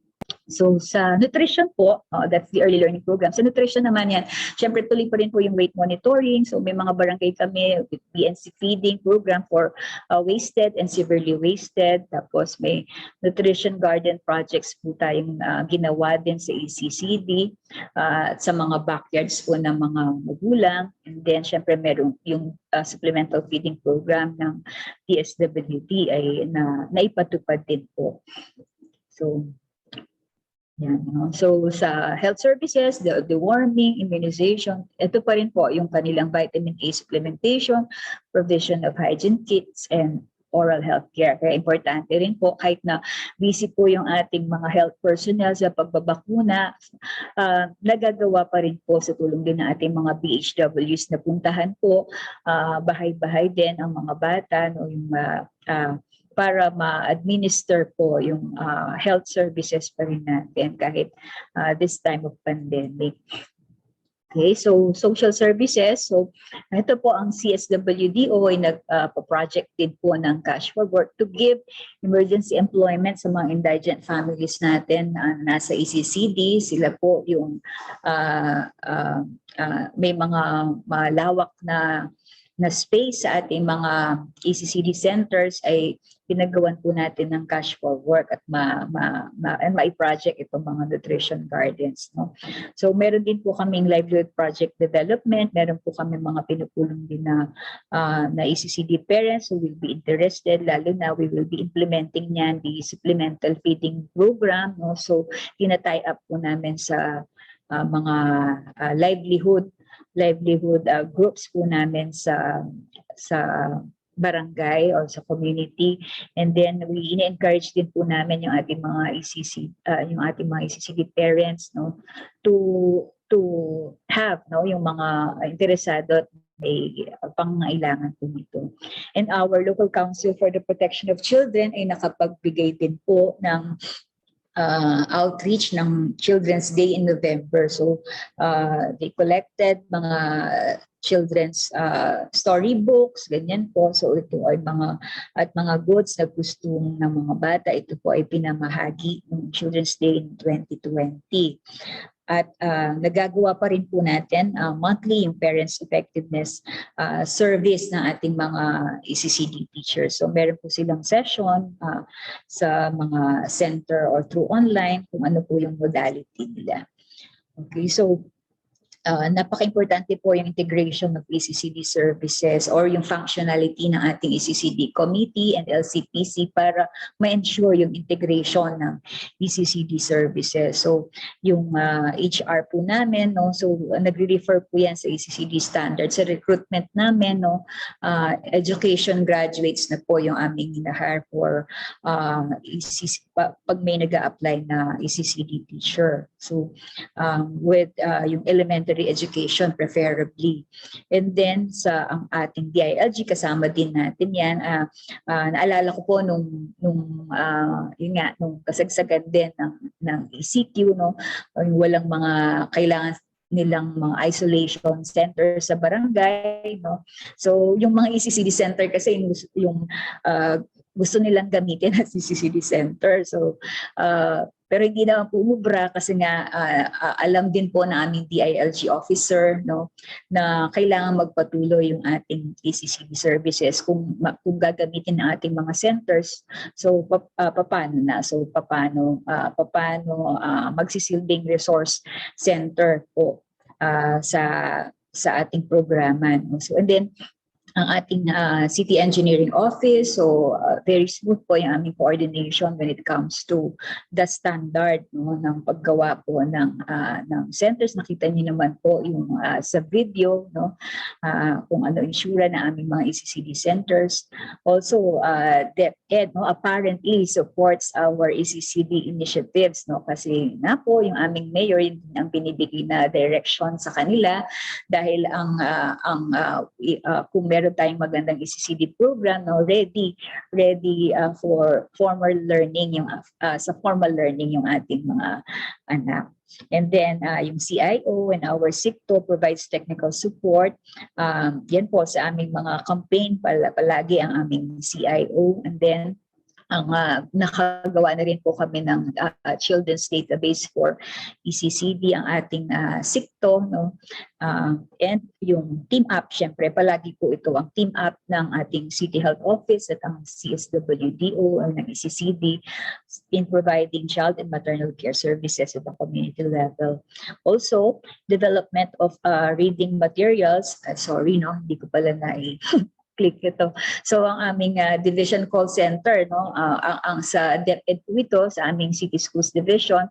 Ayan, so meron po silang division call center for tutors and guidance counselors. So sinama na rin po nila ang ECCD kung merong mga query, no, tungkol sa ECCD. So mga DepEd teachers po ito na uma-attend po ng ECCD ng ECCD concerns and queries at binabato po nila ito sa amin. So ang ganda po kung functional, kung integrated po yung ating services, mas maraming magagawa po para sa ating mga kabataan. And then ayan po yung sa meron pong from DepEd na gumawa po ng kwento, no, big book po ito, no, libang kwento, bang maging alerto. So this is in Kapampangan language, no. So ayan po. So ito po ay ginagamit namin sa storytelling po ng mga bata. At ang tourism din po namin, no, meron kaming local heroine. So itong first week of September ay celebration ng aming Women's Week.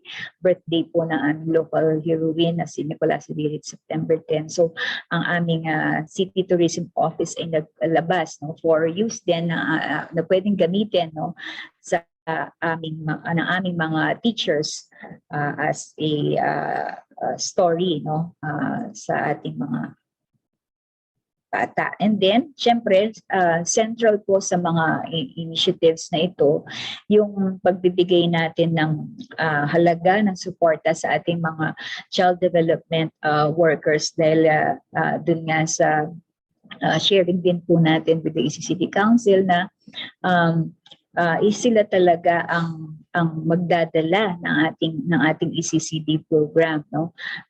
Ang dedikasyon po at ang commitment ng ating mga child development teachers, kaya marapat lang din po na bigyan natin ng tawag dito recognition ang kanilang mga efforts. So every month meron po kami ina-award or meron kaming siniselect, no, depende sa highlight din po ng activity nila, no. Halimbawa ito, this is month of May, no, yung may highest na moving up completion rate. Kung month naman yan ng mapping or kung nutrition month man yan. So, yun po, no? So, we give Child Development Worker of the Month at saka, syempre, yung consistent din throughout the year, yung good performance na Child Development Worker of the Year. So, ito po ay ina-award namin pag natatapos yung school year in June in time for the Child Development or Daycare Workers Week or Child Development Workers Week celebration in June. So yan po, meron ding mga na-award dahil nga po dun sa naging contribution nila bilang mga bagong Nicolasar, bagong bayani yung ating mga teachers. So po, ang ating teacher ay na-nominate din po. So hindi lang po sa ECCD, kundi sa buong city government, meron po kaming quarterly film viewing for employees who are birthday celebrators. At yan po, pinapanood po kami ng ganito, no, para employees or department heads nanonood po, no, para nga yung continuous pa rin or yung continuing yung ating values enrichment para sa mga empleyado. Okay, so yun po. Ano nga ba ang naging result, no, at impact nito? Okay, so just to compare, ito po ang naging participation rate or participation sa ECCD in pre-pandemic, bago po mag-pandemic. So kung titignan niyo po, no, ang ITED mas tumaas pa, ang aming pre-K kung bumaba konti lang, ganun din po, halos hindi man din negligible yung pagbaba. So pero overall, yun nga, mas tumaas pa, no? So parang na-revert yung inaasahan naming parang negative impact nitong pandemic, no? So mas tumaas pa, hindi lang po sa ECCD participation, ganun din sa nutritional status, no? So kung kino-compare namin yung nung previous, so ngayon mas malaki pa ang ibinaba. Okay? So ayan po yung aming mga data at ganun din sa assessment. So sa amin po kasi kino-consolidate namin yan, no, kung ilang percentage nandun sa above, nasa average and above average yung kanilang lahat para po sa lahat ng bata, no, base sa individual assessment po ay kino-consolidate namin. So ayan po, kung i-compare namin yung previous, mas nag-improve pa po in most of the areas. Hindi ko lang po na i-post, ako lang din ng time yung previous po na summary po ng assessment.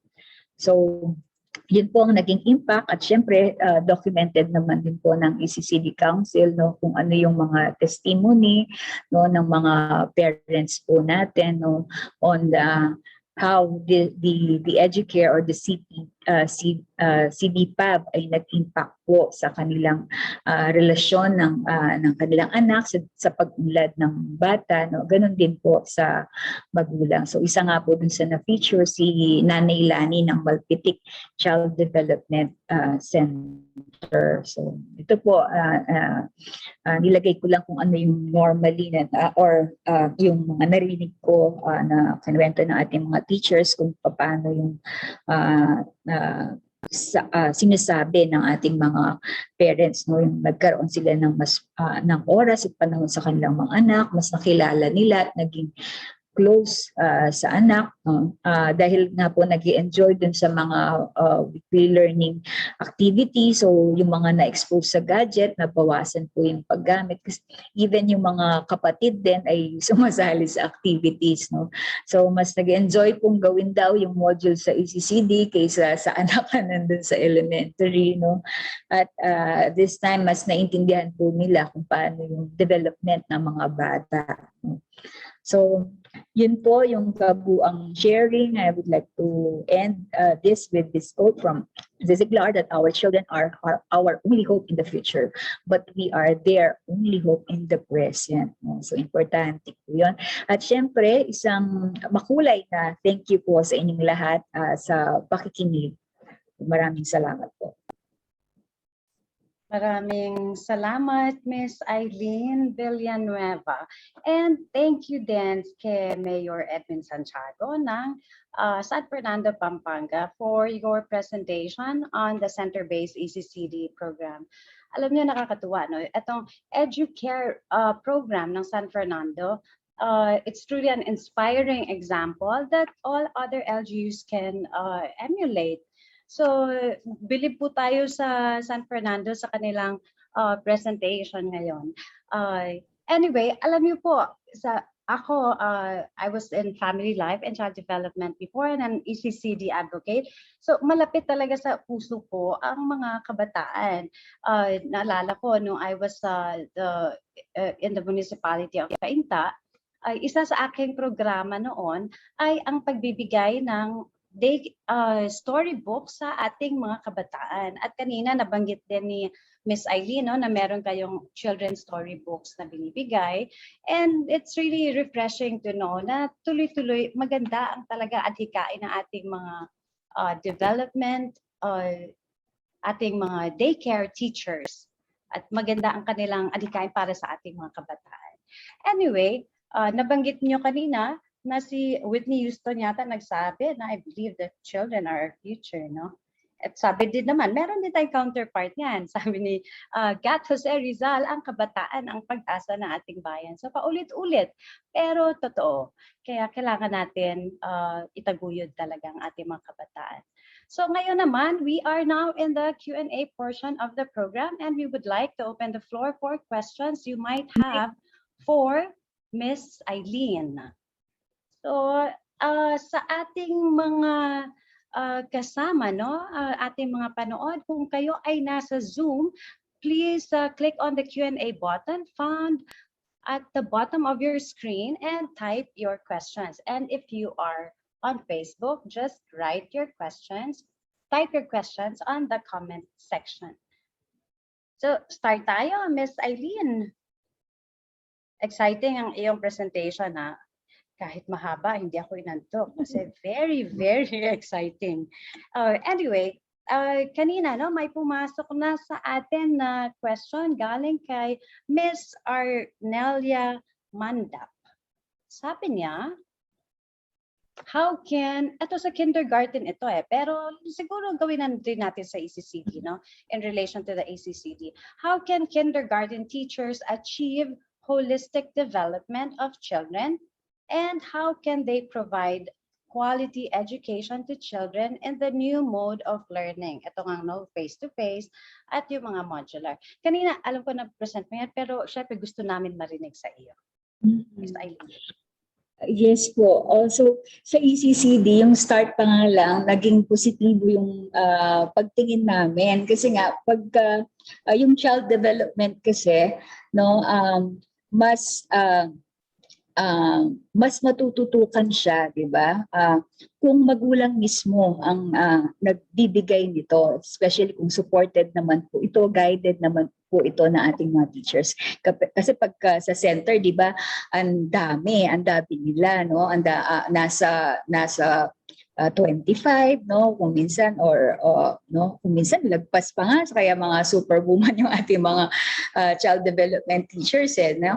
Pero dito sa panahon ng pandemic, dito sa naka-quarantine ang mga bata, so di ba mas malaki yung impact sa kanila kasi magulang mismo ang nagtuturo, di ba? At meron naman pong yung mga weekly learning plans natin, ayan naman po ay naiplano ng mabuti, no, na i-design para magkaroon ng specific impact or learning outcome, no, sa iba't ibang domains po ng development ng bata. Kaya naipakita po namin dun sa result, no, para mas gumanda pa yung resulta ng assessment ngayon na nasa Educare or nasa CBPA program tayo. Nakita natin kanina yun sa statistics na present. Nandoon. Yes. Anyway, thank you for that. Meron po tayo din isang katanungan mula kay Ms. Sharon Taranpan. Ano daw po ang difference between ECCD and kindergarten curriculum? So, anong diferensya niya? Opo.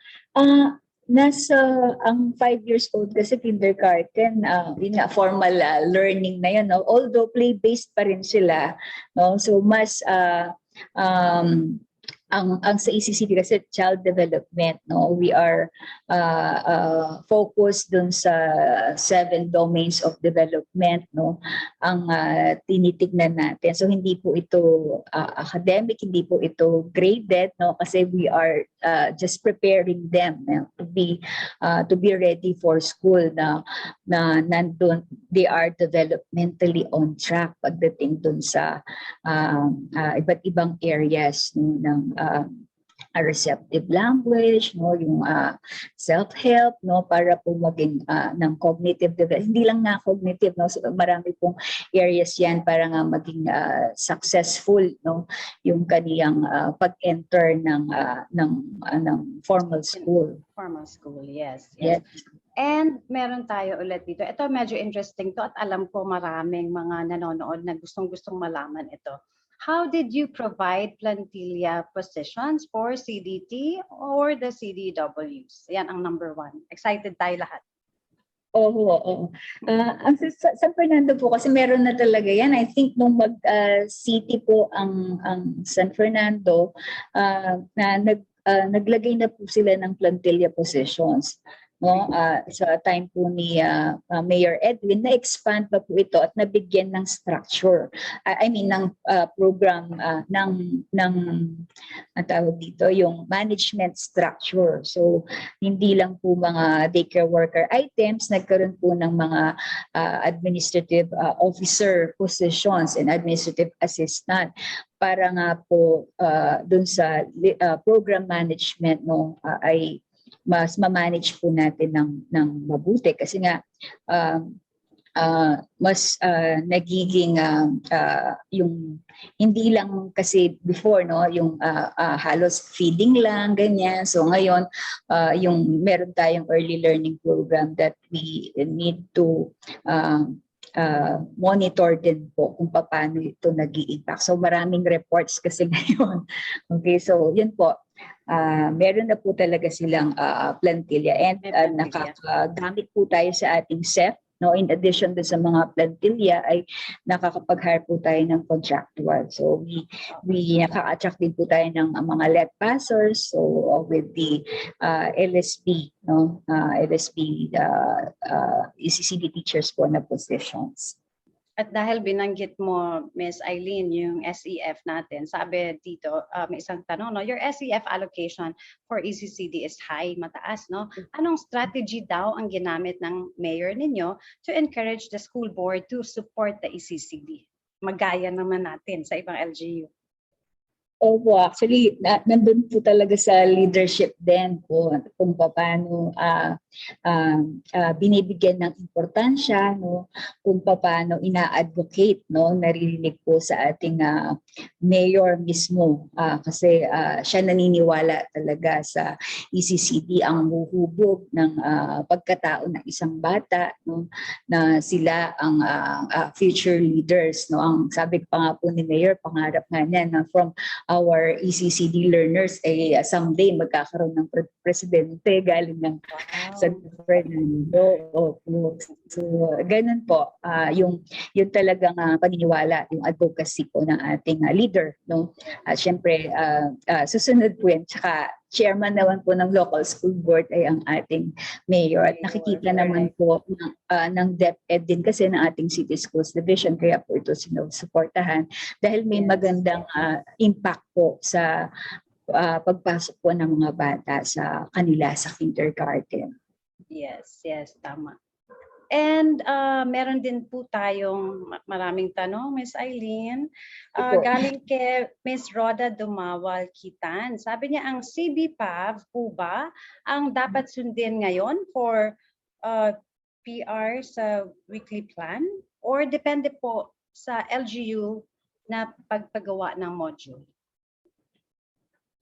Sa amin po, ito po ang sinusunod namin through the guidance din kasi ng ECCD Council, no, dahil implementer nga po tayo ng NCDC. So ito po ay meron po tayong meron silang continuous guidance din. At in-adapt po natin kasi very organized po yung system, no. Merong paraan para ma-gather po yung or makita, ma-monitor pa rin kahit nasa bahay yung bata. Ma-monitor pa rin kung paano yung kanyang development with that feedback system. So may mga katanungan po kasi doon, observation notes, at may feedback din po ang magulang na sinusulat para nakikita po ng teacher natin. So yun po, yes po, maganda pong i-implement po yung ating CBPAP sa ating mga centers. Yes. Okay. So, meron tayo ulit from Imelda Giralao. Sabi niya, Ma'am Eileen, do you have a separate ECCD program for special children or do you have an inclusive education in the ECCD? Yes po, meron tayong, yun nga, sa pakikipagtulungan din po natin with the DepEd, nag-train po sila ng ano nga ba yung learners with special education needs or yung LSEN. So meron po tayong 10 na pinitrain aside pa po dun sa meron din ang Autism Society of the Philippines po, yung Pampanga chapter, no, nagbigay din po ng training sa ating mga teachers. So they can handle naman po yung mga naka-mainstream po sila. Kumbaga hindi natin hinihiwalay. Okay, pero wala po tayong exclusive, no. Wala So pero ang DepEd meron po talaga silang special education. Okay, pero hindi sa early Pero childhood. kung nasa early childhood, depende naman po yan sa assessment po ng kanilang ng therapist nila kung kaya or kung pwedeng dalhin sa ECCD. So yun na ipakita pong nawala ba ako? Yun na ipakita pong kanina, no. So we through the yung EDPR, so nag-assess po for at least kapag ma-suspect at mabigyan po ng tamang referral. So meron po kaming programang ganun, we hire volunteers para po ma-assess po yung ibang bata na hindi naka-enroll ngayon sa ECCD. Okay. So, eto na lang po. Dalawang panghuling tanong. Isasabay ko na lang din, no? Ang tanong ay, lahat po ba daw ng CDTs and CWDs sa inyong lungsod ay provided with a laptop? And what is the role, for our last question, no? What is the role of the barangay in the provision of the CBPAP? Ma'am. Opo. Wala na po kayong camera. Oo, ayan na. Ayan. Okay. Okay, so yes po, yung ating barangay, meron silang BNC, meron silang feeding program at nagpo-provide din po sila ng supplies. Yung iba nagbibigay din po ng computer po, ng printer, ayan po. So ang city naman po, yung ating mga nasa online, meron po tayong 9 or 12 yata ngayon na centers na in-installan po ng internet connection na para sa online. So syempre it goes with the laptop. Pero hindi lang po yun. So nagpo-program po kami every year para silang lahat ay magkaroon ng gamit para maging madali. Yes. Okay. Anyway, maraming salamat sa pagtugon sa mga katanungan, Miss Eileen. And marami kami natutunan ngayong araw na to. Thank you so much po. Thank you rin po sa pagkakataon. Thank you. Thank you. And earlier, Miss Debbie and Miss Eileen presented to us how they implemented the home-based and the center-based ECCD programs in their respective LGUs. However, with the ongoing health crisis that limits face-to-face interactions, implementing ECCD programs can be difficult, but not impossible. Nakita naman po natin, walang imposible pala. Ngayon, sabi natin, no, kung gusto natin, may paraan. Kung ayaw natin, may dahilan. But anyway, let us now learn also. No? We've invited 2 exemplary LGUs who implemented their ECCD programs to ensure that early learning never stops, even during the pandemic. Our first resource speaker today is, again, Ms. Nancy Macaraig Ilagan. She's the Social Welfare Officer from the province of Quezon. And also we have Ms. Jennifer Lobchoy, CSWDO Department Head of Malabon City, with, of course, a special message from the Mayor of Malabon, Honorable Mayor Antolin A. Oreta III.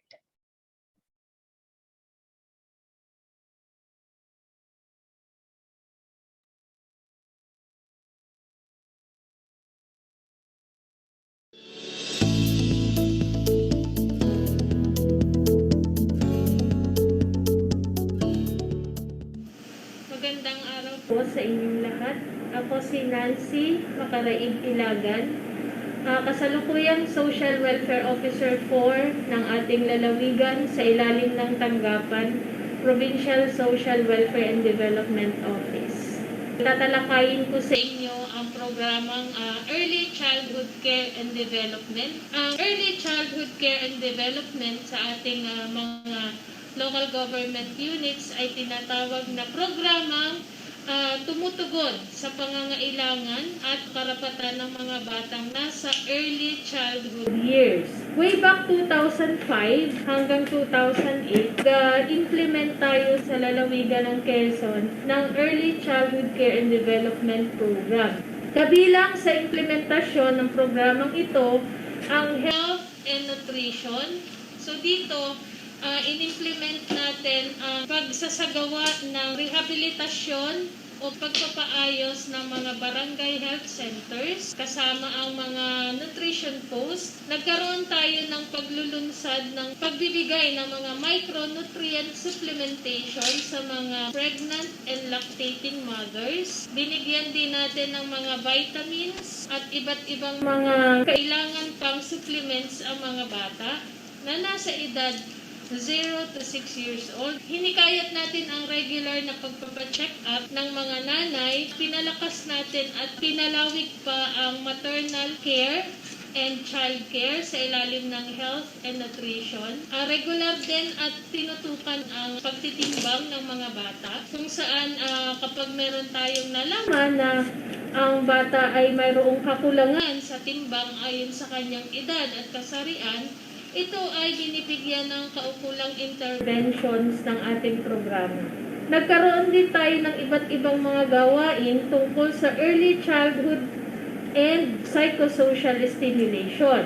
Sa ilalim ng programang ito, pinalakas din natin at pinaunlad at pinalawig din ang pagpapaayos ng mga daycare centers. Kabilang din dito ang mga pagsasagawa ng iba't ibang mga pamimigay ng program materials, mga kailangang learning materials sa bawat daycare center. Kasama rin ang paglulunsad natin ang ating mga livelihood services kung saan tinututukan naman natin yung mga support services na makakatulong sa pamilya para mas matagunan nila ang mga basic na pangangailangan ng kanilang mga anak sa kanilang tahanan. At sa kabuuan, hindi pwede na hindi armado ang ating mga ECCD service providers. Kung kaya, inilunsad din natin ang panglalawigan at malawakang capacity building activities among ECCD service providers. Sino-sino ba itong mga ECCD service providers na ito? Kabilang dito ang mga social workers, ang mga child development workers or daycare workers, ang mga doctors, nurses, midwives, barangay health workers, ang mga municipal nutrition action officers, at ang kanilang mga barangay nutrition scholars. Kabilang din natin dito ang mga municipal agriculturists ng bawat bayan at ang kanilang mga technicians. Lahat po ng mga nabanggit ko na programa, gawain at serbisyo na ginagampanan ng mga ECCD service providers ay pinadadaloy natin sa pamamagitan ng mga home-based at center-based programs sa larangan ng kalusugan, nutrisyon, early education, and psychosocial stimulation. So pag sinabi po nating implementation ng ECCD na ginagampanan nitong mga ECCD service providers, hindi lang po tayo nakatuon sa mga programang ibinibigay sa loob ng center. Pag sinabi nating center-based, andyan ang mga programa at serbisyo na ipinatutupad ng mga barangay health centers, ng rural health units, sa larangan ng kalusugan at nutrisyon. Center-based din na matuturing natin yung mga programa sa child development centers o daycare centers. At iba pang mga may istruktura kung saan ang mga tao ang pumupunta sa centers para sila ay maka-avail o makakuha ng iba't ibang mga ECCD services. Of course, may mga challenges na kinaharap din ang implementation natin ng ECCD. Hindi lang sa Quezon, kundi ito ay naranasan sa buong Pilipinas. Some of those difficulties and challenges that we are facing nowadays, especially we are on the second year ng pandemya natin. Unang-una, sa larangan ng kalusugan at nutrisyon, bumaba ang bilang ng mga bata na dinadala sa centers para ipa-check up si baby or ang bata sa health center para makuna ng timbang at mamonitor ang kanilang growth and development. Bakit? Kasi ipinagbawal ang agarang paglabas ng mga tao mula sa kanilang tahanan.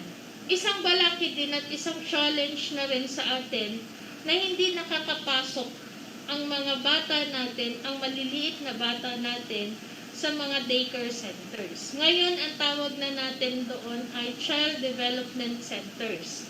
Hindi nakapagpatuloy ang mga bata sa kanilang mga psychosocial activities sa loob ng Child Development Centers, which is a very important sa social aspect, sa social-emotional development ng isang bata. But with all these challenges and difficulties, sabi nga namin, nung nag-uusap-usap kami ng mga service providers natin, pwede pala nating utay-utay at pagtulungan na matugunan itong mga balakid na ito. So, hindi tayo titigil dun sa punto na hindi makakapag-aral at hindi matututo ang mga bata sa mga child development centers. So, ang ginawa ng mga child development workers in their own community, kasi naka-assignment sila sa kanilang mga barangays, they prepared modules. So, ipinatupad natin yung distance learning delivery mode, kung saan nag-prepare ng iba't ibang mga modules and activities ang mga child development workers natin. And in those areas na mayroong internet connection, may signal, especially yung may mga nanay tayo na meron naman silang smartphones, gumawa sila ng group chats at doon ay nagsisend na mga maikling video clips ang mga child development workers natin. Yung video clips ay, ang content nito of course is psychosocial stimulating activities. Mga videos kung saan tinuturuan din ang mga bata kung paano yung arts and crafts, meron ding storytelling sa mga video clips na ito, meron ding mga pagtuturo sa bata ng proper hand washing. So, pwedeng ipanood ni nanay sa bahay yung ganitong mga psychosocial stimulating activities sa bata. That way, parang mayroon na ring interaction si child development worker sa bata kahit sila ay hindi nagkikita sa child development center. And some of the contents ng mga modules na ginagawa ng mga child development workers ay nakatuon sa pandemya. Kung ano yung pwedeng matutunan ng bata in preparation, syempre yung sarili niya rin para mas maging maayos, maging malinis, at para mas maging aware din ang mga batang ito na meron talaga tayong kinaharap ngayon na pandemya na dapat din nilang maunawaan sa simpleng mga bagay at sa simpleng paraan kung paano mauunawaan ito ng mga bata. So, ilan ito sa mga kinaharap natin.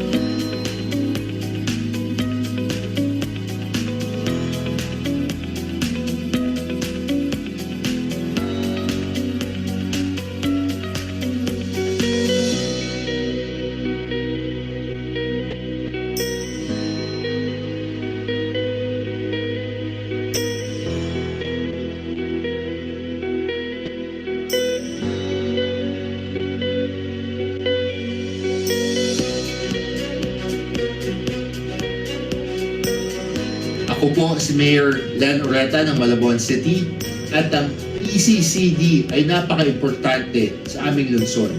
Bakit ito importante? Dahil sa early childhood care and development, sa murang edad natuturuan ng ating mga batang Malabonian ano ba ang tama at mali.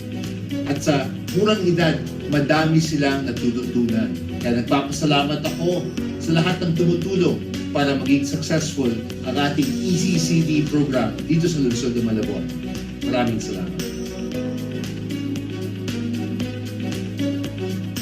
Currently, ang lungsod ng Malabon ay mayroong 34 child development centers with 37 child development teachers, 35 CDT assistants, and 96 home-based facilitators, and 13 volunteer teachers. Integrate early childhood care and development programs. Conducts mapping with the assigned barangay and registration of daycare services program beneficiaries. Conducts daily sessions from 8 a.m. to 3 p.m.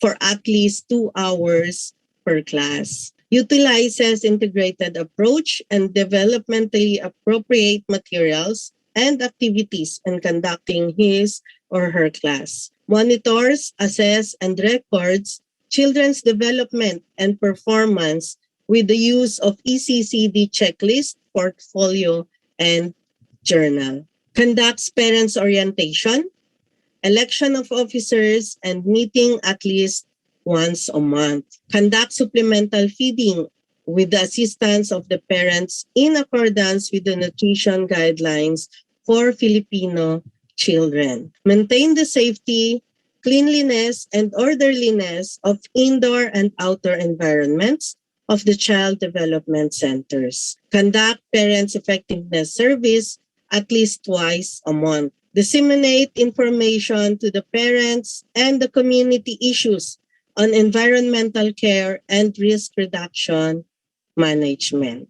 Bilang tugon sa sitwasyong kinakaharap natin ngayon at upang masigurado na patuloy ang pag-aaral ng aming mga chikiting, ang lungsod ng Malabon ay nagpapatupad ng modular and blended learning kung saan ang lahat ng mga chikiting edad 0 to 4 years old ay hinihikayat na ipa-enroll ng mga magulang ang kanilang mga anak. Meron din tayong activities and programs taken gaya ng mga sumusunod. Online registration para sa lahat ng chikiting edad 0 to 4 years old para sa daycare and home-based. Hindi na nila kailangan pumunta pa sa kanilang mga daycare centers para sila ay makapag-register. Review of ECCD curriculum and nagsasagawa din ng simplified modules and instructional guidelines na gagamitin ng mga bata at mga magulang at caregivers. Reproduction and distribution of additional activity workbook and modules para sa mga chikiting. Distribution of activity kiddie pack. Ito po ay maliban po dun sa regular modules nila na ginagawa nila. Ito po ay iba-ibang mga activity materials na pwede ring gamitin or gawin ng ating mga bata habang sila ay nasa kanilang mga bahay. Provision of communication allowance sa lahat ng mga ECCD educators na magagamit sa modular and blended learning session. Regular kamustahan session with parents upang malaman ang mga concerns, challenges na nararanasan ng mga nanay teacher sa pagpapatupad ng modular learning at upang mabigyan agad ng solusyon. Continue supplementary feeding through the provision of NutriPack, nutritious foods instead of hot meals. And lastly, provision of hygiene kit in partnership with private agencies. On behalf of the City of Malabon and to our Honorable Mayor Len Oreta, kami po ay nagpapasalamat sa paanyaya na ito ng Rex Education and sana ay patuloy tayong magkaroon ng partnership maliban dito sa ating nasimulang programa. Maraming salamat po.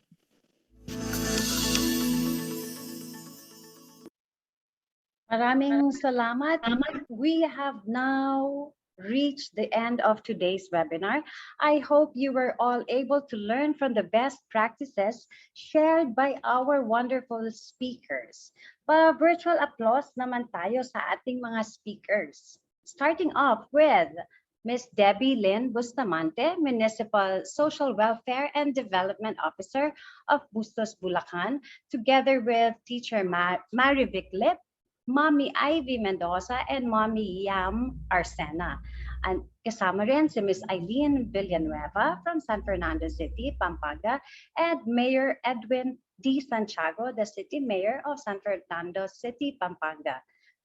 Kay Ms. Nancy Macaraig Ilagan, Social Welfare Officer 4 of Quezon Province, and Ms. Jennifer Lovejoy, the CSWDO Department Head of Malabon City, and of course, Mayor Antolin Oreta, the third, of course, of Malabon City. And we would also like to thank Mr. Don Timothy Buhain, Governor Dakila Carlo Daxcua, and Dr. Teresita Grafilo Insyong for opening today's event with their inspirational messages.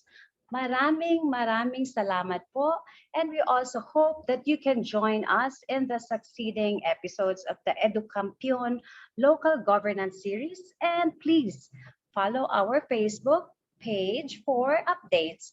This has been your host, Pia Shock Velasco, saying, alamin, matuto, makilahok, para sa bata, para sa mamamayan, para sa bayan. See you again soon. Ingat po tayong lahat.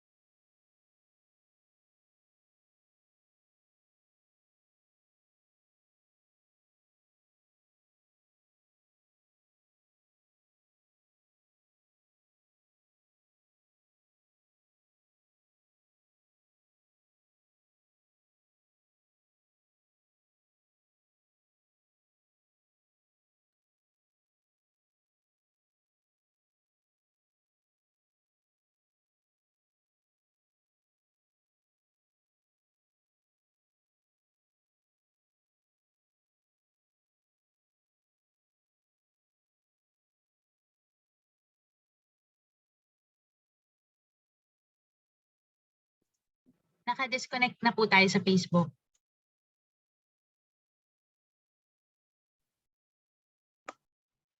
Thank you. Thank you very much po to our speakers and to Ms. Pia. Thank you. Thank you, Hindi Ms. naman Ann. salita. Thank you, Ms. Eileen. Thank you, Ms. Pia. Yes, Natakot ako thank magsalita baka you. last. Yes. Thank you so much. Nag-overtime tayo ng a few minutes, pero okay lang. A few minutes lang. 9 minutes, 8 minutes. Okay na po tayo. Okay, so bye. much. Thank you very Thank much. you so much. Okay, bye. See you Thank you, soon. Joel. Thank you, Chano. Thank you po. Miss Joy, thank you. Thank you po, Ma'am Carmine. Thank you Pakitabi po, na Ma'am lang kay Eileen. Miss Hannah, thank you. Tsaka kay Miss Eileen and her team. Thank you, Miss Ann. Thank you, Jeff. Thank you po.